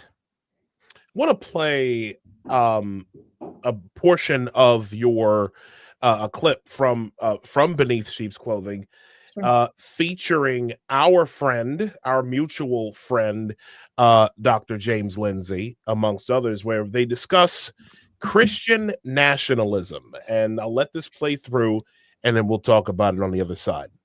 There's a movement, it's called Christian nationalism. And the idea, of course, sounds like you want to make the United States a Christian nation. And it means a variety of things, right? What does that mean? It could mean, let's increase the amount of Christian belief in the nation. Let's get more people in civic office that are Christians. Let's bring Christian values into public life more visibly, or into elected office more expressly. Let's base our law more expressly on Christianity, or let's in fact have a theocracy. It could be a lot of different things. Now, the hallmark of an op is that there's a vague word that can mean a lot of things that's very polarizing, because it allows you to shift around between different meanings. The left and the government have been harping on the idea of Christian nationalism for 2 decades. They're making documentaries about how it's the biggest problem and biggest danger to the US. This is them setting narratives. They set a narrative, wait for a event to happen, a shoe to drop, and then all of a sudden that narrative's in the back of people's heads, and this thing that's a looming menace becomes a clear and present problem we have to change everything to deal with. There's also documentation from the January 6th House Select Committee, as it was called, to investigate that. Multiple 56-page document, for example, outlining how the true cause of January 6th as an insurrection and an imminent threat to the United States was actually Christian nationalism. And it calls explicitly for two solutions to this problem to prevent the calamity of another January 6th on a greater scale. One is to limit the ability for public officials to express Christianity in public life. So separation of church and state, they call it. And the second is to monitor churches as though they are places that can generate domestic violent extremism. In other words, to put them on government watch lists. And that will be the end of independent Christianity. This is all according to the dialectic, and this is a very simplified version of the dialectic. But remember that that's problem, reaction, solution. But then what you want to do is you want to create the reaction. And I knew back in 2012 that the reaction to the problem, reaction, solution, would be Christian nationalism. Christians in particular who have awakened to what's going on are extremely frustrated. They realize the law only works in their favor sometimes, and sometimes it very much doesn't. Sometimes it's very unjust. They realize they are completely silenced through media. They realize that they have very few, something's going on at their school, they show up, they complain to the school basically tells them to pound sand, and they don't really have any recourse. In fact, the only recourse they have is to pull their kids out of school and then deal with the relentless fights where they're going to try to take on and get rid of homeschooling too. So people are very frustrated. When you're very frustrated, you become desperate for solutions, but you also become desperate for emotional release, what's called catharsis. And you want that energy to be able to go somewhere. And so when I look at these kind of more extreme interpretations of what we should do now, take action now, whether it's Christian nationalists, they're pretty big on that. What they're not looking for is solutions. What they are looking for is that emotional release, and to take the pent-up emotions of lots of people with them down a path of desperation and foolishness that will be used against us. The communists are brilliant at setting up their opponents to make a mistake that they'll then take advantage of. Saul Alinsky wrote about it in Rules for Radicals explicitly. Your opponent's reaction is your real action. Get them to do something dumb whenever possible, and then frame it so that they look like extremists or whatever else, so that you can justify bringing state power or public opinion against them. That's literally their game.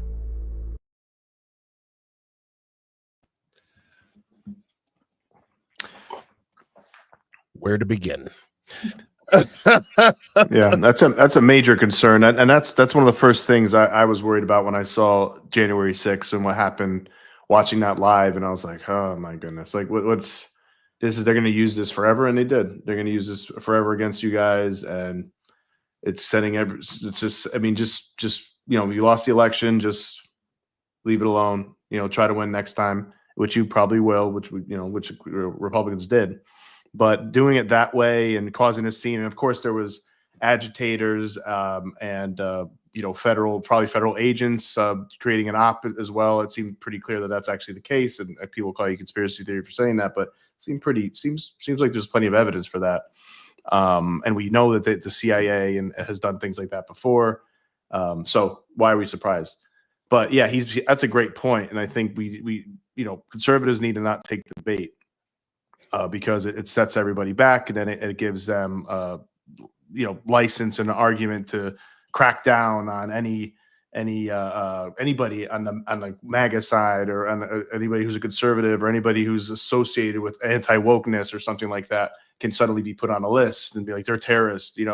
This is what they'll do, and that's what they did in many cases. Even they did it with the parents as well, who were asking about, was it gender stuff, whatever was going on in schools, and just asking about it. I think they made them put them on a list as well. The FBI did, or something, as was it terrorist, or what was terrorist watch list? Do you guys remember what it was? Is that what it was? Yeah, I was put Oh. on that terrorist watch list. You the were day put I- on that list? Oh day my Oh after my I God. my book, I had someone tell me that they turned me in as a domestic terrorist. But I mean, yeah, the Christian nationalist thing, I think now this, that those interviews were filmed. This one of the interviews with James there was filmed in February of last year. Another one was filmed even earlier. Now we have the greater woke right movement that's coalescing with, we have some anti-Semites. We got some crazy misogynist things going on. Racist. Yeah, some racist in there too. And and most of these people are probably operatives. There's probably only but they're taking well-meaning people with them to be this reaction, this reactionary wing that can then be pointed at as being, look at all these racist Nazi, MAGA people. And they're the most dangerous. What did Biden say? Where the MAGA Republicans or whatever are the most dangerous, the biggest threat, domestic threat to America. That was the quote. The biggest domestic threat to America. Which I remember hearing that. I was like, "Are you kidding me, dude? Yeah. Like, what are you talking about? How could that be?" I just always thought it was. Like a massive projection, because I mean, we're talking about. I mean, Joe Biden was one of the last, as Mark Levin said, he was one of the last segregationists. We're talking about a guy who eulogized Strom Thurmond. This is the guy who basically, who treated Justice Clarence Thomas like with such contempt, during his confirmation hearings in the 1990s. I mean, we're talking about a political party in general. Like here in New York, Governor Kathy Hochul said that black and Hispanic kids in the South Bronx don't even know what a computer is. Okay. It was the most ridiculous thing I've ever seen. These are I'm dead serious. It's like all of the things that we've seen over the last several years, even January 6th itself was a projection. First off, it was a CIA, it was an FBI and DHS psyop. January 6th was. The federal government set that up and agitated it within the crowd. Number one. Number two, they tried to hype this up like it was. I mean, the Democrats have literally spent the last 5 years, 4 years now, every day hyping this up as some great crystal knocked, at one point I stupidly called it the Capitol Putsch. And these people have literally used that as their cudgel. And even now they're apoplectic because they weren't supposed. But here's what's crazy to me. And here's why I call this projection. They tried to kill Trump twice. Mm-hmm. Trump almost got head tapped on live television. That man was never supposed to walk out of Butler, Pennsylvania alive. Mm. World War III was supposed to start right then and there. And by the grace of God, it didn't. Okay. Yeah. But where is the projection coming up? Let me give you another example. I got some examples too. While I'm on, I think you might know of one. This kid that just got busted. Yeah, here we go. This one I wanted. This is it right here. This kid, Nicholas Decker. He wrote a Substack piece last week, and he says the ultimate source of political power is and always will be violence. If the present administration, they're online right now calling for the assassination of the president of the United States. I have for all of their caterwauling, for all of their bleeding about how absolutely horrible January 6th was. The second these bastards get thrown out of power, they are just flat out openly removing the veil and saying, I want to unalive the president of the United States. I want to unalive Elon Musk and saying all of this ridiculous. So everything about these people is projective and abusive and narcissistic. It sickens me. It really does. Oh, also you can also point at, so January 6th was one day. Well, it was, like you said, it was looked like it was agitated on purpose by the feds, but but it wasn't a good look, right? There's a lot of bad that came out of it. It was, certain ways that they were filming it definitely looked bad. Somebody died, but at the same time, it's like that was one day, and then you have the 2020 BLM Antifa riots for like a whole year. Every night, trying to set fire to courthouses. Well, I mean, that's federal. Those are justice, buildings of justice. Like, nobody gave a crap about that on CNN. Nobody. It's those right wing talking points, conspiracy theories, all the stuff that Andy Ngo was reporting that year. And so it was like at least a year, and it still probably happens. Just in Portland and Seattle. This is, but that's totally fine. They just ignore that. Constant domestic terrorism and destruction and tearing down statues, the whole Maoist cultural revolution we went through, destroying, burning buildings, burning businesses. Nothing. They have the media, though. They have the media, so they can have the media twist it. Mm-hmm. And I have a few leftist friends that haven't unfriended me on Facebook that I've seen spout all of this stuff over these last many years, and they're still spouting it now, and somehow they still haven't unfriended me because I'm saying my own stuff. I've lost several mostly friends. Peaceful protests. I've lost several friends over the last. I've lost several friends, and there are like two guys on my face. They're two, well, at least two people that I know on Facebook who, whenever I post something that I guess particularly perturbs them enough, they show right up on my page, and they try to, and they try to, I guess, bring me back, because the one thing that I'm dead serious, the one thing that makes pro-Democrat black people, Julie, the one thing that makes pro-Democrat blacks, I'm talking about the ones who have been voting Democrat their entire life, like not just being raised conservative and then rebelling for 15 years and then coming back. These are people who have always voted Dem. They know nothing else. If I say something particularly, I guess, offensive to them, it eats them up that there's a black person in their circle who does not think or act or believe as they do. And it's so much of that. And just out of curiosity, how do you deal with this? Because I know it takes different forms within different communities. I mean, with you being a white woman, like, how does that, what are you seeing in amongst your circles, and and how do you combat that? In terms of speaking up online, I mean, I have to have a thick skin. I have a lot of people unfriended me over the past many years. I was a Trump supporter from the very first Republican primary for the 2016 election. I heard him say things that I knew he was not part of the establishment.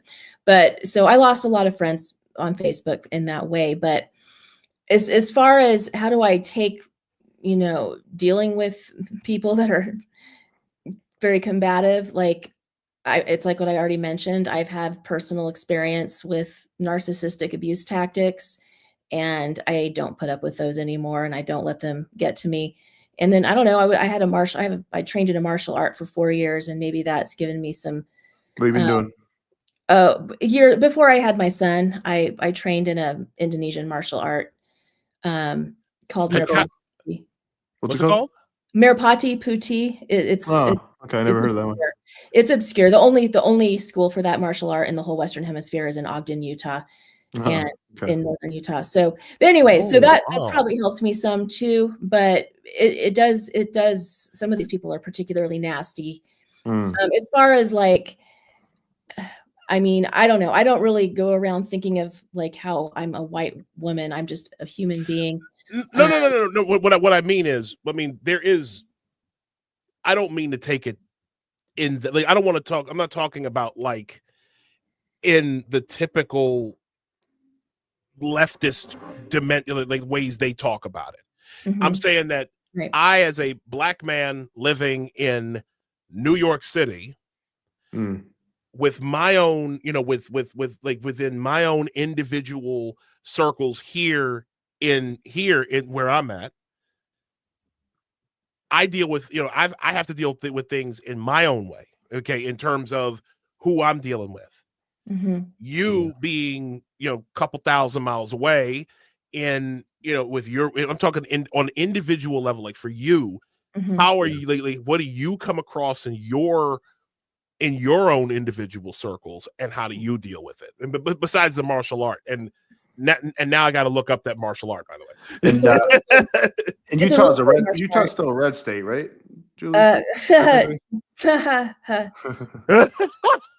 No. Wait, which way did Utah go this election? Did they go for Kamala? No, but they moved to the left, because the Utah Democrats, they told the Democrats to all register as Republican so they could vote in the primary in Utah. Oh my God, I remember that. Yeah. And they infiltrated our caucus system. Anyways, that's a whole other topic. So, I mean, there is a subset of leftist Mormons that, and I'm Facebook friends with some of them, and they're nice people. They have good hearts. Their empathy has been completely weaponized against them. Yeah. And nice people, good people, these ones that I'm friends with. Then you have a bunch of rhinos. Also, it's mostly good people that we're dealing with here that I'm Facebook friends with. Anyways, I'm not going to be Facebook friends with the jerks. Yeah. You have, well, what we have here in Utah, and I don't know if this is exactly what you were asking me, but I'll just share this really quick. We have a schism in the Republican Party. We have the MAGA Republicans and then we have the rhinos. And you have the rhinos saying those MAGA Republicans are extremists and they're destroying our party. And then you have the MAGA Republicans who are saying, no, the rhino Republicans are destroying our party. Right. And like the rhinos are they're kind of more aligned with Democrats now, or at least recently, right? I mean, like it's like the Liz Cheney types, right? The people who kind of came out for the Democrats, really promoted the Democrats, and it really went after Trump. Let's just put it this way, and I wish I could have put this in my documentary, the clip of Spencer Cox, the governor of Utah, when he was elected governor back in, what year was it? It was around 2020. He was on a podcast with middle school students, and he introduced himself as, "Hi, I'm Governor Cox, he, him. This is a Republican." That's unusual. I don't know if I've ever heard a Republican do that. That is very announcing himself with pronouns. That's remarkable. That's woke. That's woke right for you, right there. Yeah, that's extraordinary. Jesus. That's woke left, actually. That is woke left. That's wow. Yeah, but then I don't think I've ever seen that. Taking it back to the whole Christian nationalist woke right stuff, we do have to be careful, because I am somewhat active in Utah politics. I am a delegate. I went to the county convention for Republicans this year. I'm going to be going to the state convention next month. At least I'm planning on it. There is a subset within the MAGA Republicans that maybe are espousing a little more extreme views. Sure.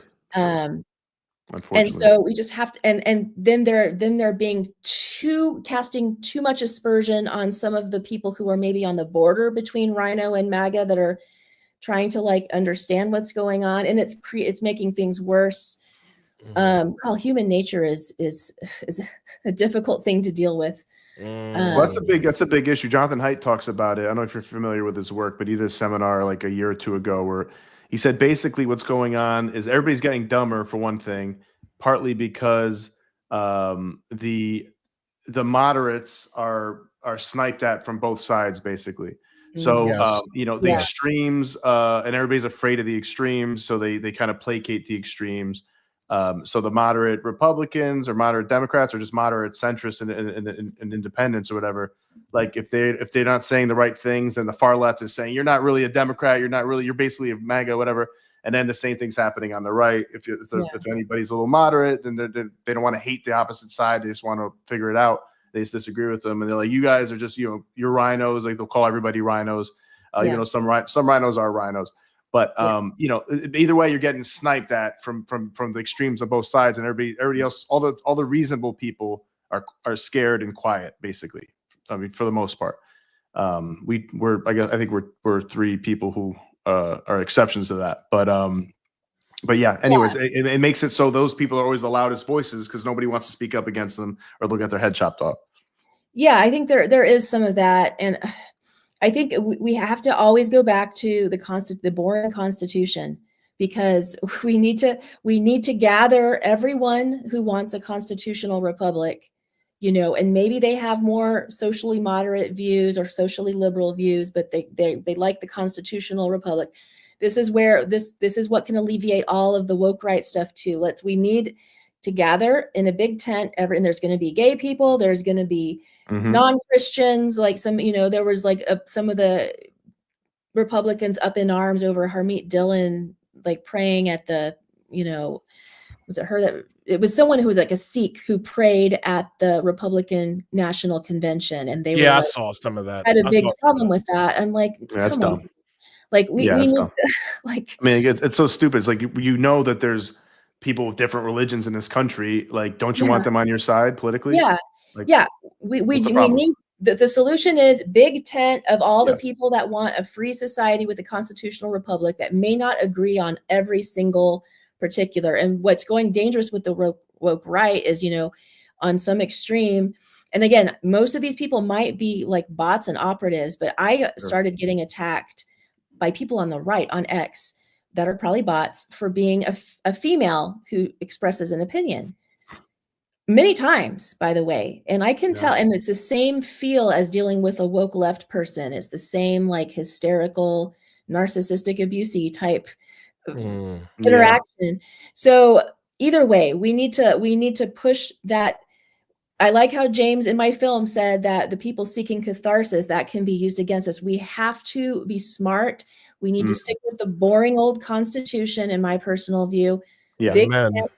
Bring any religion, any race, any creed, everything who wants that.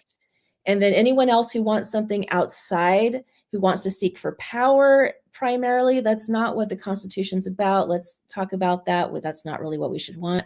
Anyways, it's just a very simple solution, but yeah, it's politics 101. I mean, like you just big tent and like, look, this is America. You have freedom of religion.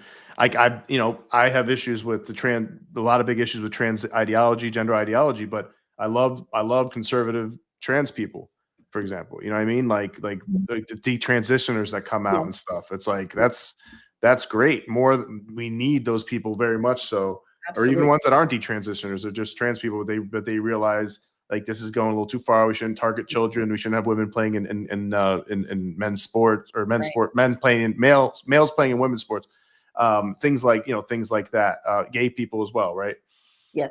Those are very powerful allies because it also, they're just people that prove that you're not a white supremacist, bigot, Christian person or something that's just hateful and bigoted. Like there's legitimate gripes to be had from people of any identity. Yeah, and then back to the Christian nationalist, what I also found is that because on my X profile, I say that I'm from Utah, I had some of these Christian nationalists come after me.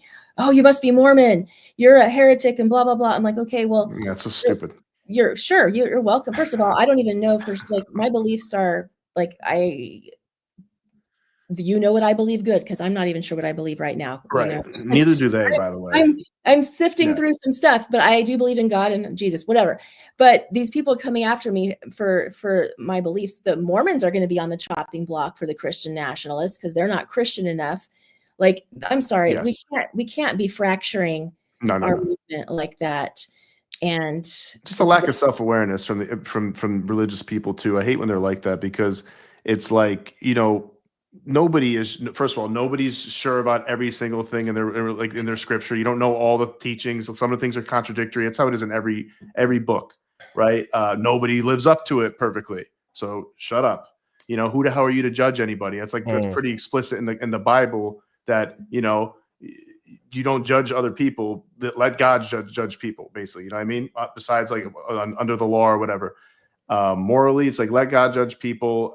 You know, it's just so crazy that people would even, you know, would be picking at things like that, especially when you have, there's so much such important things to be accomplishing in the country and creating a political coalition that you would just be like, no, they're Mormon, that's their, you know, they're not the same kind of Christian we are, so that can't work. It's like what is wrong with you? What is wrong with you?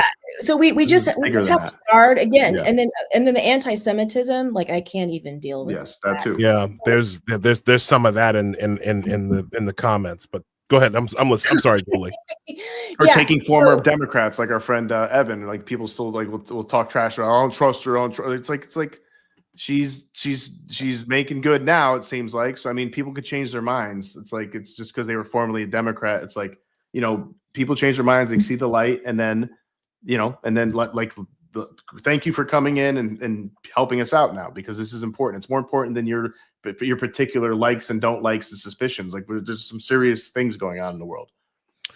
Yeah, one more thing about woke right I want to say really quick. That they're saying that, like, oh, the classically liberal society that we had, it didn't work because look how infiltrated we became. But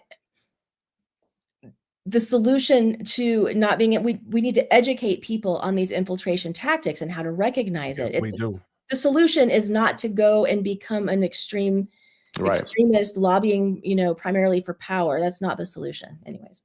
No, totally. I totally agree. The Constitution is great the way it is. Liberalism is great. You know, classical liberalism.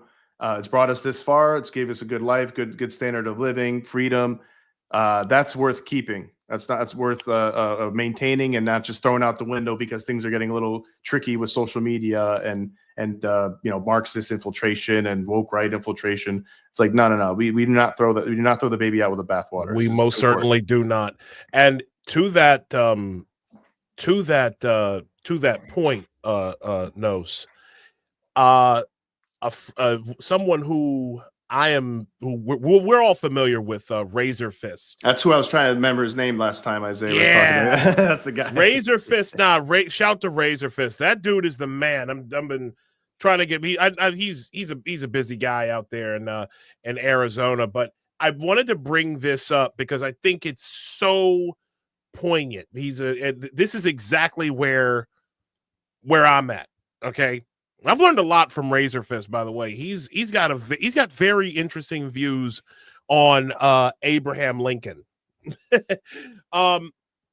This is something he wrote earlier today. He said, you can put the word national in front of it all you like, dress it up, spin it as crossing the Rubicon, divine right to rule, so long as you never read 1st and 2nd Kings, I suppose. I will never stand with a monarchist, socialist of any stripe. And that really has to be like the way we all stand. Like we do. This is the United States of America. If we wanted to elect monarchy, if we wanted to have kings, you know, you go see our cousins in the UK right now. Go over there to England or Ireland right now. Yeah, yes. Like Dylan Mulvaney is apparently going to relocate to the UK. We're gonna miss her or him. But yeah. No, to Isaiah's point, real quick, it's, you know, the moment. Hold a second. If he leaves, I'm drinking Bud Light.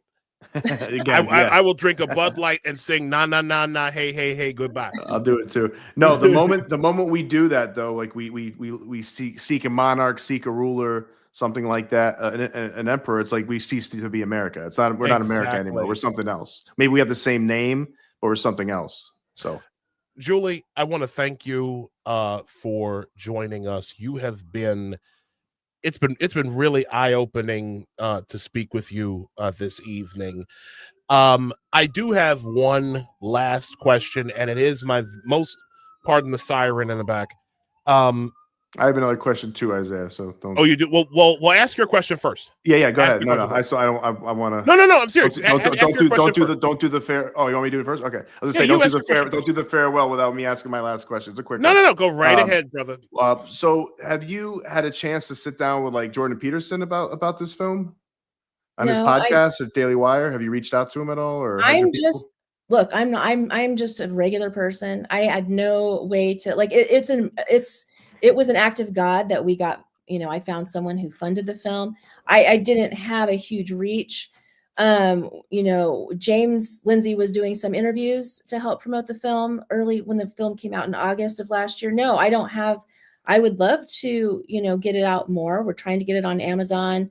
We are going to be in the Anthem Film Festival coming up in June. Oh, good. And I hope we can get better distribution. But no, I mean, Glenn Beck gave us a shout out. Charlie Kirk gave us some a shout out. But no, I have not been able to get. You should try to reach out to Jordan Peterson, and if you can't reach out to him or through the Daily Wire, maybe see if James knows him. So James could do it. I think unless you're not in good terms with him or something, but I'm sure he can just shoot. Yeah, he should shoot a message to him because he'd love this movie. He's I don't know if you know much about him, but he hates communism. He hates communism. He's watched communism decimate Canada. Yeah, Yes. he would love this movie. So I think he would love to talk to you about it too. So I think it's really worth reaching out to him. He'll probably have you on his podcast. He'll probably promote it quite a bit because I think it's really important. It's a really important film. It's really important that people know about it. Really well done. And I'm going to be sharing it for a long time. I think the people I know. Same. The cinematography is fantastic, and I'm serious. The graphic work, storytelling, the storytelling, like pacing, Julie, everything. you did one. You and the people with you did one hell of a job putting this thing together. Thank you. I also think Rogan would be interested in it as well, Joe Rogan. But Jordan Peterson, I think, would definitely be interested in this. Yeah. My last question for you, Julie, is this. Do you support a soccer team out there in Utah? No. Okay. I don't care about sports at all. I got you. Okay. I figured I'd ask. Because Real Salt Lake is pretty good. Yeah. And I love soccer, so that's just okay. Just me being silly, basically. But thank you for joining us, Julie Behling, everyone. Behling. Damn. Sorry. Julie Behling. Yeah, I really encourage you, Julie, to reach out to more people and get that out because I think there's plenty more people who would love to talk to you about it. And I'm going to be doing that. And I'll probably tweet Jordan Peterson. He doesn't follow me, but I'll tweet him. My more serious question, what else are you working on at the moment that we should be aware of? Yeah, I do have a project that's connected with Beneath Sheep's Clothing. It's called Unwokeify, and we haven't really started promoting it yet, but I have a demo video. It's going to be a series of 16 5-minute videos. The target audience is high school and college age kids to teach them about the different aspects of wokeism and Marxism. Using some of our reenactment footage from the film and using some other things. And it's designed to be used perhaps like in a club, perhaps a Turning Point USA club in a high school or college where it would come with discussion questions and an activity to unbrainwash our young people. And I haven't started fundraising for that. It's not even going to be that much because we're not going to do any additional filming for these. But that project is another one I'm working on. There's those kind of groups to reach out to. I know New York City has a New York Young Republicans club organization. So I don't know if those are nationwide or not, but probably shooting them an email and sending it over. They might not. I never heard of this movie until a week or two ago. This is fantastic stuff, Julie. Julie, thank you so much for coming on to Apostate Radio this evening. Thank you for your time, and I echo Gnosis sentiment when I say I am going to be sharing this and tell like everybody. Beneath Sheep's Clothing.movie. Buy your copy, buy your DVD copy, stream it. It's available. please watch this documentary. Watch it and share it. Have watch parties. Watch, share, exactly. Watch parties. Anonymously email it to your faculty, local faculty, and everybody. If you have to put the audio on a portable speaker while you're having a cookout, do it. All right, do it. So, Julie, thank you so much. Thank you, Julie, for having us. Thanks for coming on. Anything else to promote? We got to have you back on. We'll talk about it. Thank you. Please. I appreciate it. It was great to meet with you guys. You're more than welcome anytime. Thank y'all for joining us. Thank you, Julie. Have a good night. That was fantastic. That's a great film, and I was very moved by it. More so than I expected, and I was just like, I know you, and you know me. I think I was pissed and scared watching it, honestly. But it was enjoyable still. It was very informative. So it wasn't like a movie where you watch it and you're like just dreading it and it's like going to make you cry necessarily. But it's very informative and it's just like very eye-opening. And we knew, both of us know a lot of this stuff, and it's still very eye-opening. Some of the stuff we learned. It was like, it's like I said at the outset. You think you know something. You think you know as much as you're gonna know about something until you don't. Yeah. And I think about, and a lot of what Julie was talking about reminded me of this whole situation with Carmelo with a K, Anthony, where the divisions, it's as if these people know that the best, like all they know how to do is sow division and chaos amongst the people, so that while we're all butting heads like this, they can take power and keep consolidating power and keep drawing people to power and property and wealth, just power vacuuming it up. Yeah. And it really hurts because this Carmelo, for those of you who don't know, and there shouldn't be too many of you who don't, Carmelo with a K, Anthony. I'm being very specific about this.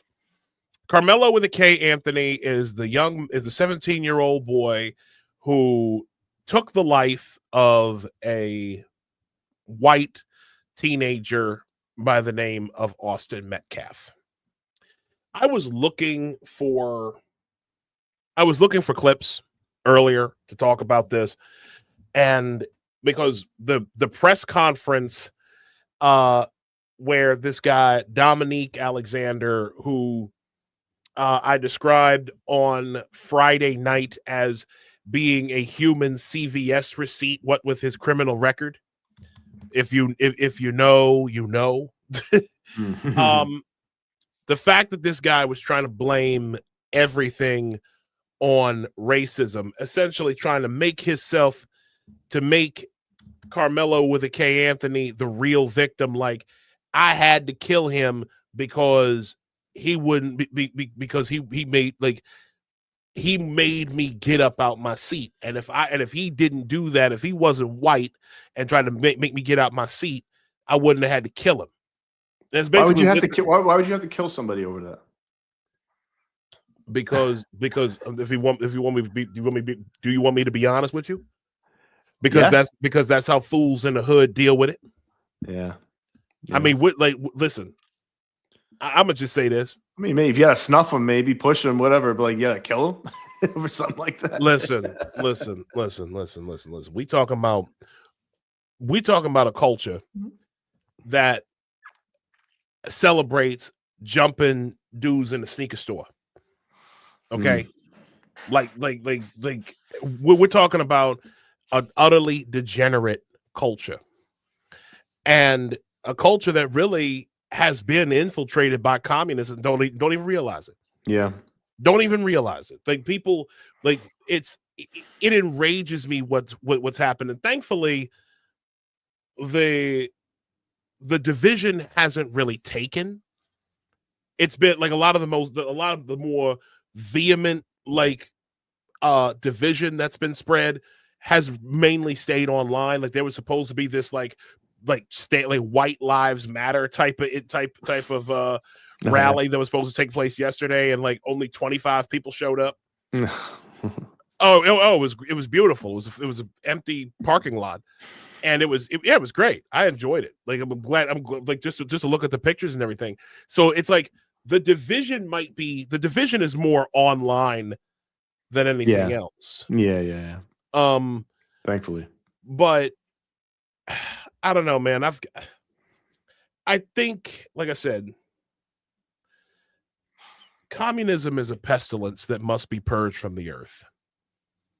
I don't care what anybody says. I don't care how anybody might feel.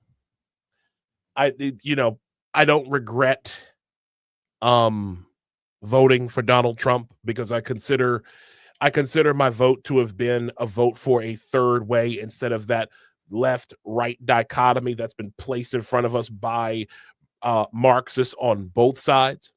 Yep, uniparty globalist options, basically, seems like. And I don't regret it. I don't regret it. I don't regret I don't regret that we have voting for a president who wants to put our needs first, that is regular Americans, instead of the same moneyed interests that have constantly had our politics in a chokehold, while only paying us lip service. I do believe my vote for Trump. I do not regret. If anything, I regret not voting for Trump in 2020. But I see things, the way that things unfolded, they unfolded for a reason. Yeah. They unfolded for a reason.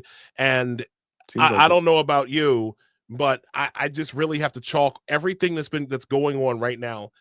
This tells me that, like I said on Friday night, this is a phrase that my parents use. My parents taught us: God is sovereign. Oh, that's for sure. God is sovereign, and he's on, and everything that is happening. I'm channeling my father here. Shout to Kevin Carter, one of literally, Pop, I love you. You are one of the greatest men in my life. Okay, and I mean that, Pop. Like everything that you and Mommy taught us, and teach us still. I don't want to talk about them like they're gone. They're still here by the grace of God. Yeah. Matter of fact, my dad will be turning 67 on May 11th, and I think your parents are. That's funny. Your parents are like almost the same age, if not the same age as mine, and I think they had us probably around the same time, maybe like a year apart or something. Yeah, a year apart. Yeah, I think it was. I think when because there's that's the reason why I know that, because you said the other day that they had a 42-year anniversary. Was that right? It'll be 45. 45. years. Okay, so I think my dad and mom was 42. So yeah, it was around the same time. We were almost on the same timeline there. Yeah, July 12th, 1980 is when they got married. Yeah. And my parents just celebrated their 42nd. Oh wow. Yeah. The reason why I bring them up is because they're the ones who gave us that phrase, God is sovereign. They say it even to this day. It's wise. And it is wise. It's very wise. And it's one of those things that just gives you a lot of peace, man. You know what I mean? Like, because let's just be clear. We got folk out here literally talking about they want to kill, they want to unalive the president of the United States. Yeah. And they feel completely and totally justified in saying it and stating it as loudly as they are. Yeah, I have never in my life have I seen such an open worship of death and destruction and the tearing down of everything because they hurt your feelings, because you're scared. It's this open embrace of death. It drives me insane. No, it's like a death cult, man, in so many ways. I mean, with the I mean, we already know what the communists did, all the millions and millions of people they killed, but also the fact that they're like pushing for and it's legal, is like, you know, euthanasia and in like, you know, Canada and I think in Europe and certain places where people are just getting, like, young people are having assisted suicide for, you know, for stuff that could probably be cured, things that they could probably get over, like different mental ailments. There's different things you could do. Abortion. Hey, are you poor? Kill yourself. Yeah, I'm depressed. I mean, no, depression is terrible, but people do get out of it. Like Greg Lukianoff, like I said the other day with Slocum, Josh Slocum, is like, you know, he was this close to killing himself, and then he went to, oh, there's the Carters. Look at that. That was I see the resemblance, brother. Shout out to the Carters, man, raising a great kid, great family, man. But go ahead, dude. Yeah, but like, you know, the assisted suicide, the celebration of abortion. Like, I understand why some people might want to get an abortion, and you know, there's a couple of reasons why that's like, yeah, I get it, like being raped or whatever. But it's like the celebration of it, having the abortion cart outside the DNC. You know, the anti-human streak of environmentalists saying, you know, there's too many people, we need to have less people. It's like, what does that mean? Who gets to go? Who has to go then? What does that mean? You know, that means some people got to get killed. What does that mean? You know, they never answer. There's a number of things like that where it's like being anti-children, anti-family, anti-marriage. Like, those are the institutions.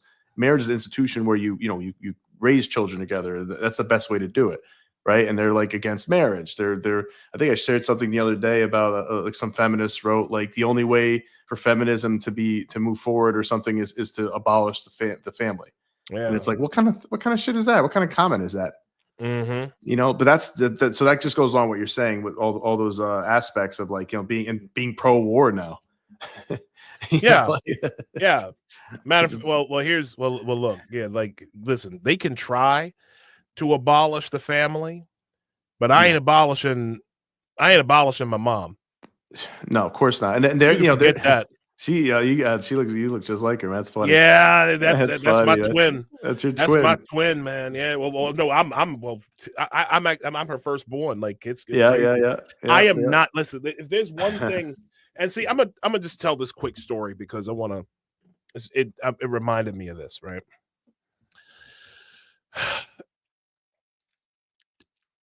Right after Trump won the election in 2017, I was kind of, I shouldn't say kind of, but this was when I was in my woke era, if you want to call it. I was never woke. Let me just back that up. When I was a Democrat, I was never woke. Me neither. I was a moderate. I was a moderate that did not like Republicans, but who knew that the left was always there, right? Mm-hmm. And so I'll never forget when Trump won the election and everybody's bugging out and everybody's just going nuts. This guy I don't know if he's still on Twitter, but he goes by the name of Chauncey. Well, he goes by the name of Chauncey DeVega. Okay. And I remember when I was telling people how I was the only member of my family who had not voted for Trump, who did not vote for Trump. And I was using that as kind of, you know, political capital at the time, like social capital. Like, I'm the only member. Like, I'm so ashamed of my family. I'm the only one who didn't vote for Donald Trump. That was evil and sadistic on my part to do that, and I'm admitting that publicly. But Chauncey DeVega asked me point blank a question that no one had ever asked up to that point. He asked me, he goes, are you going to disown your family for voting for Donald Trump?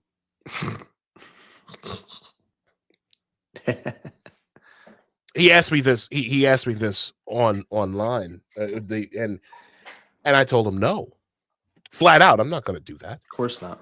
Why would I disassociate myself from the parents who bore me? Why would I disassociate myself from the brothers whose diapers I changed when we were growing up. I got 4 brothers, and and now I have 5 nephews between the ages of 15 and 4, and I have 2 nieces, the apples of my eye, who one is 10 and the other is 5.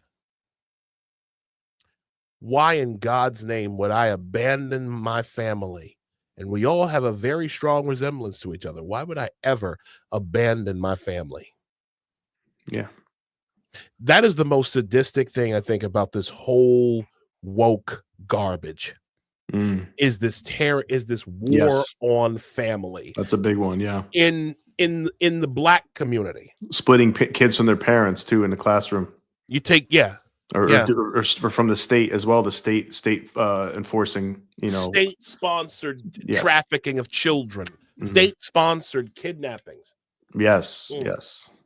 Saying it's child abuse if you don't do gender affirming care or don't use their pronouns or whatever the hell the laws are in certain places. It's like, it is the most despicable thing I have ever seen in my life. But again, it's all it's all part of that positive transcendence of private property.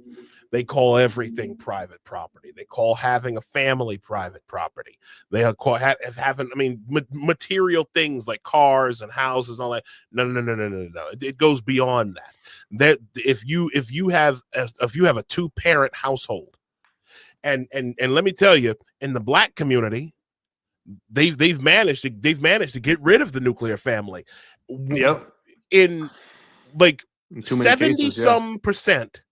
It's like 76 to 77%. Is it really that high? Oh God, yes, and it might even be higher. That explains a lot, man. 70 some percent of families in the Black community are single parent, and most of the kids stay with their mothers.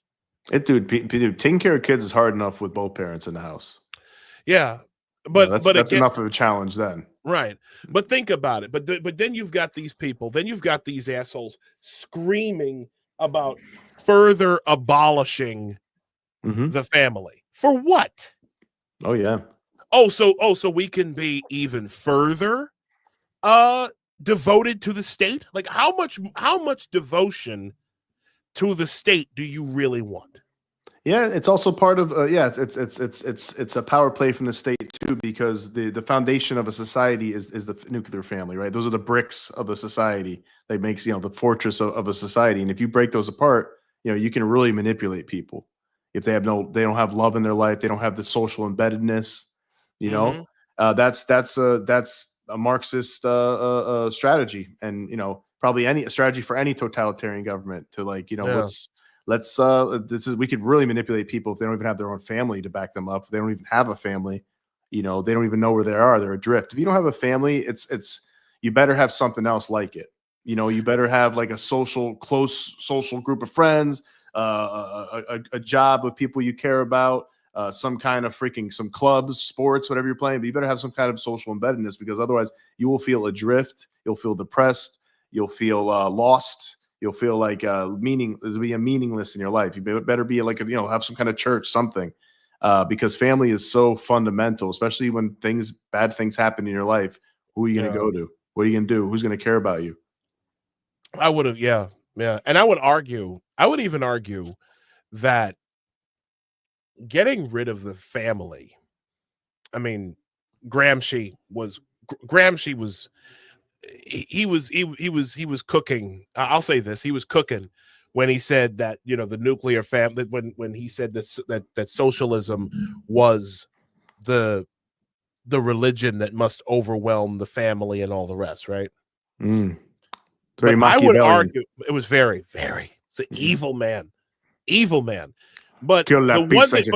Manolo, kill that piece of shit, man. But I would argue that getting rid of the family is probably worse than them taking the guns. Yeah. If you want to watch, I'd rather give up my gun than my family. Let's put it that way. True, but if you had to, but if you had to choose, I would say that, because here's the thing: you take a man's family, from him. You're taking his, in many ways, you're taking his purpose. Yes. Away from him. Yes. Right. You're taking his purpose. Yeah. A man has that's one of the biggest things about the biggest problems in our society right now is that men have no purpose. Mm-hmm. Oh, yeah. Men are perishing in this country for lack of purpose, and women too. If they're women single, too. If they're single, because they're looking for a man too, usually. And yeah, they also, like, their purpose is going to work. I mean, that's a means to an end, honestly. Like, it's usually work isn't for most people. I think it's not like, oh my God, I get up every morning because I live to work. Most people don't live to work, right? But you do live to spend time with your family. You live to spend time with your best friends. You live to take care of your children. So you're absolutely right. It leads to if you don't have that, and the social embeddedness I was talking about. The sociologist Emil Durkheim used to called it the society will have an anomy. People have anomy. Yeah. Anomy, meaning like a normlessness and a meaninglessness in your life, and you're kind of lost in a drift, and you're easy to manipulate. You're easy to get pulled into a cult, easy to get pulled into an ideological cult like communism, Marxism. It's funny. The first and only person that I've heard use that term was up until you was Christopher Hedges. There's a video out where he actually talks about, where he goes into Emil Durkheim in at length, and I find it so hilarious that he got into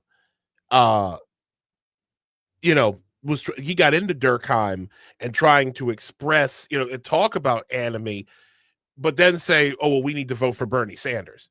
So you fucking really? I'm not sure if that's a conclusion to draw from that. But I learned about it from the Jonathan Haidt again, from The Righteous Mind, and I think in other books he's mentioned it. Emil Durkheim is very influential to him. It's kind of what turned him into a moderate, because before when he wrote that book.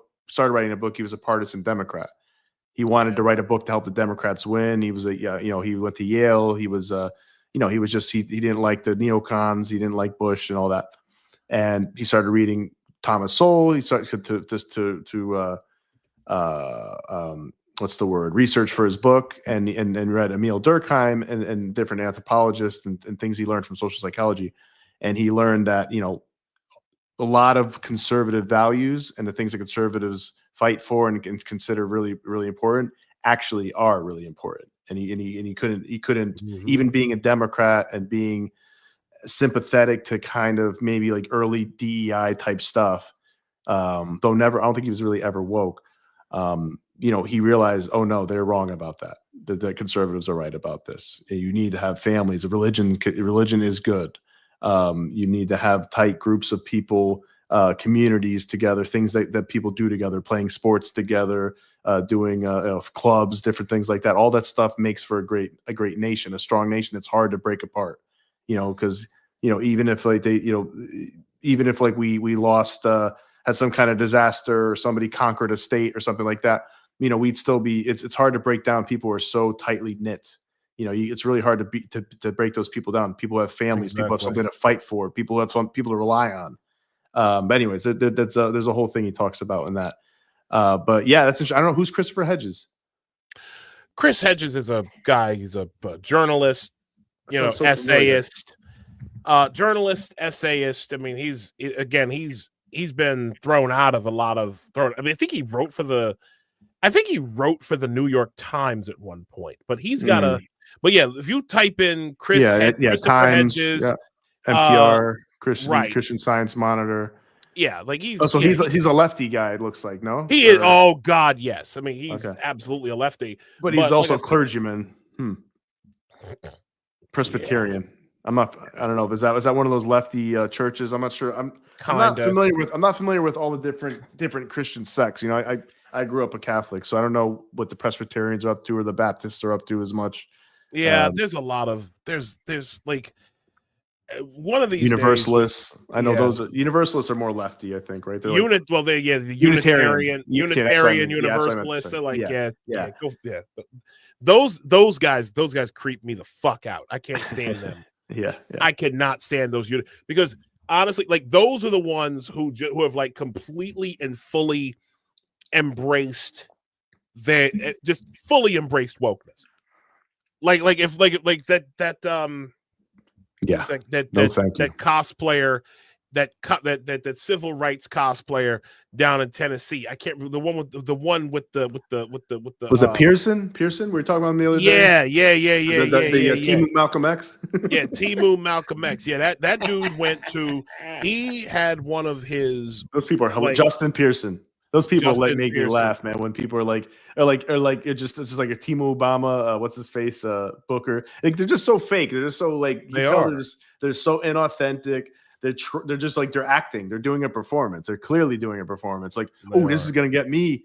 People paying attention to me and thinking I'm some kind of revolutionary. No, you're not, man. You are a fucking counterfeit. Shut up.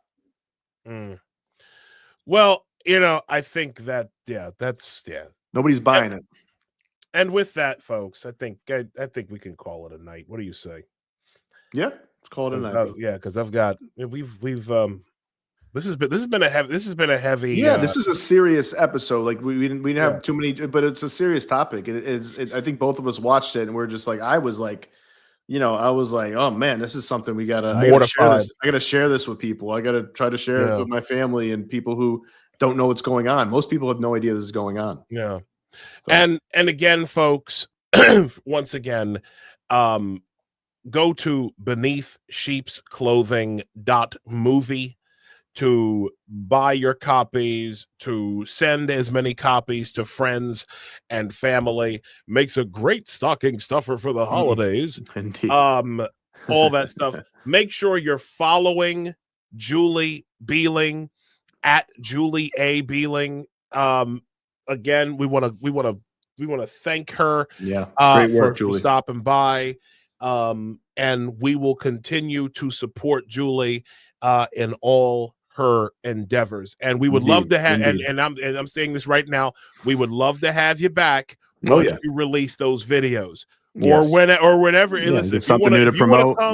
If you want to just come and talk to us about whatever, we're here. Like that's where this is the one thing that I will say that I'm very thankful to do this, because we're providing a home for people who were pushed away from the cult. Yes, that's true. That's something that we don't talk about enough. It's like there are so many people out here who are politically homeless. Yes. Who are rendered politically homeless by the Democrat Party on the left and even by Republicans. And there are people who often did the right thing. They followed their heart. They knew it was unpopular. They knew they're going to lose friends. They knew they're going to be ostracized, but they did it anyways. And that's one of the most brave things you could do. Like, it's scary to be out there on your own, to lose your best friend, like Evan has gone through, not kids having issues at school now. Like, they got invited to parties. It's like, that's terrible. It's like, leave the kids out of it, man. Like, let people have different freaking points of view and different political points of view. I mean, more than half the country voted for Trump. Like, what's wrong with you? Like, what kind of people are you? I'm ready to look. I will fight. I'm gonna say this right now. I will fight a motherfucker over Evan Barker. Okay, I will fight a motherfucker. I'm dead ass. I'm sorry. Me will be like, double dragon, bro, back to back. Exactly. Back, like Power Rangers. No, I will listen. I will see the immortal Iron Fist. I will fly my fat ass out there to wherever she is in California, and I will go after whoever. Because I'm dead serious, man. Like, Evan Barker is someone. She is. We call her the Queen Apostate for a reason. That woman followed her heart. She followed her morals. Yeah. Okay. She knew that the Democratic Party were evil and wrong and just absolute and not doing what they said they were going to do, what they love to talk about and present themselves as, and they weren't doing it. And Evan caught wind of it, and she's like, I can't do this, and walked away from that party. Yeah, and I totally understand why she did that, and she's made it clear, and she's right. That's a leader. That's a leadership quality. That's a lioness, like Theo Jordan. Exactly. When I was talking to him on his podcast as well, like, there's a difference between lions and lamb, man, lions and sheep. Some people are gonna be like, you know what? I don't need to be part of this flock anymore. I don't need to be part of this. This is not aligned with my values. Exactly. This is not. I don't like what I'm seeing here. I like what I'm seeing on the other side right now, because what you guys are doing is just you're not for the middle class. You're elitist. You're totally inauthentic. You deny reality. You're preying on children. You have open borders. I mean, the list goes on. It's like even Trump, when he speaks recklessly, is better than that. Even then, it's like I'll take my chances with him. Yeah. I mean, the opposite. We already know what the opposite is. We already know what it's like with the Democrats. I mean, like, they got to clean up their act, man, and they got to cut they got to delouse the Democrat Party and reform into something else if they ever want my vote again. That's for sure. That's for damn sure. Me too. And the Maoism garbage has to go. Oh yeah, the Maoism garbage has to go. Like I said, I'll never be back with them as long as that's still around. Ever. Same. Can't do it. Thank y'all once again for joining us. This has been Apostate Radio, the episode 11. Thank you once again to Julie Behling. Shout out to Evan Barker, who is the Queen Apostate. We love you. Shout out to Evan. And also, I want to send. Matter of fact, hold on. I'm not going to end the show just yet. Uh-oh. Not going to end the show just yet. I got something I need to get off my chest. Oh boy. And I'm pretty sure that I'm going to lose some friends. I'm gonna lose some followers behind this, but I don't care. I don't care. Y'all gonna leave Sam Antar alone. Y'all gonna leave Crazy Eddie alone. Okay? And this message goes out to Laura Loomer and all these other people who have been coming for Sam Antar for breaking the story about New York State's Attorney General Letitia James. Laura Loomer thought she had a scoop and basically came for Sam Antar. Sam Antar, for those of you who don't know, was Crazy Eddie. He was the one who cooked the books for Crazy Eddie back before I was even born. Okay. I know this man. Okay. I've had the chance to talk to him, spend a little time with him. He's a good man. He's a very good man. And Laura Loomer tried to steal his story that he'd been working on for months, that he'd held on to for about a year. And I'm going to say this right now. The fact that Laura Loomer not only went after Sam Antar, but then went after, he's got 2 children who passed away. And you decided to go after him. For what? You decided to go after him for what? Oh, I know, because you decided that you didn't like getting called out for trying to steal that man's scoop.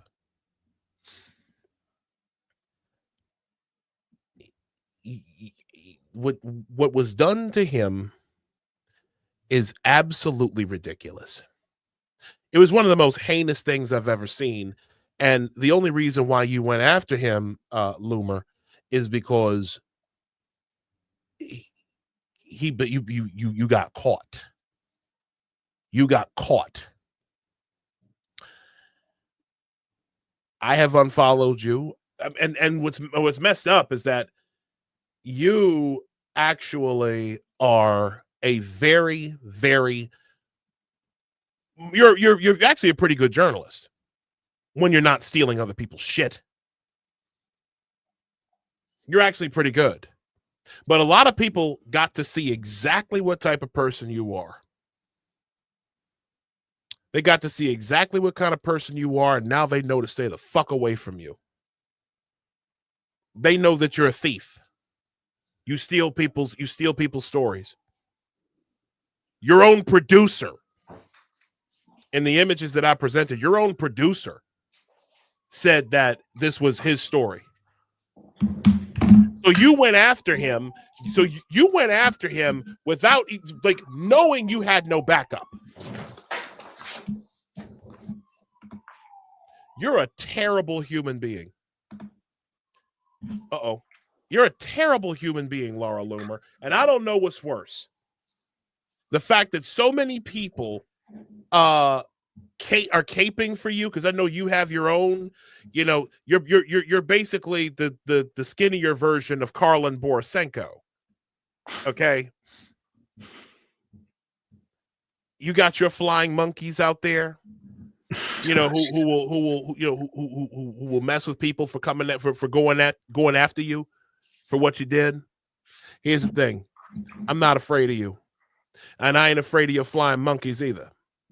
You're going to leave Sam Antar alone. You're going to leave my friend alone. That's a good man, and he didn't deserve for you to come after him about his deceased children. Jeez. I totally missed this. That's classless. Totally classless. But that's all right, because like I said before, God is sovereign. But now that I've gotten that off my chest, we can go. We can get out of here. Next week, episode 12. Unless we have another Thursday or Friday midday like morning. Never know. We never know. You never know. But next Sunday at 8 p.m., we're gonna have Mr. Tremel Thompson, who is the vice president of Transportation Workers Union Local 100. He is my friend, and he will be speaking to us about what actually goes on in New York City Transit from the workers' perspective. Yes, I can't wait to have him. I can't wait to have him on. Been looking forward to it for quite some time. And he goes by at Progressive Action on all of the socials. Good dude. Can't wait to talk to him. Is he progressive? He might have been at one point, but the way that but of late, no. Okay. No. He done with that. He done with that. Anyways, that's our show. Thank you so much for coming on tonight, ladies and gentlemen. We thank you once again. If you want to support us, if you feel so inclined, buymeacoffee.com/apostate radio. Buymesomedrawers.com. Yes, buyyousomedrawers.com.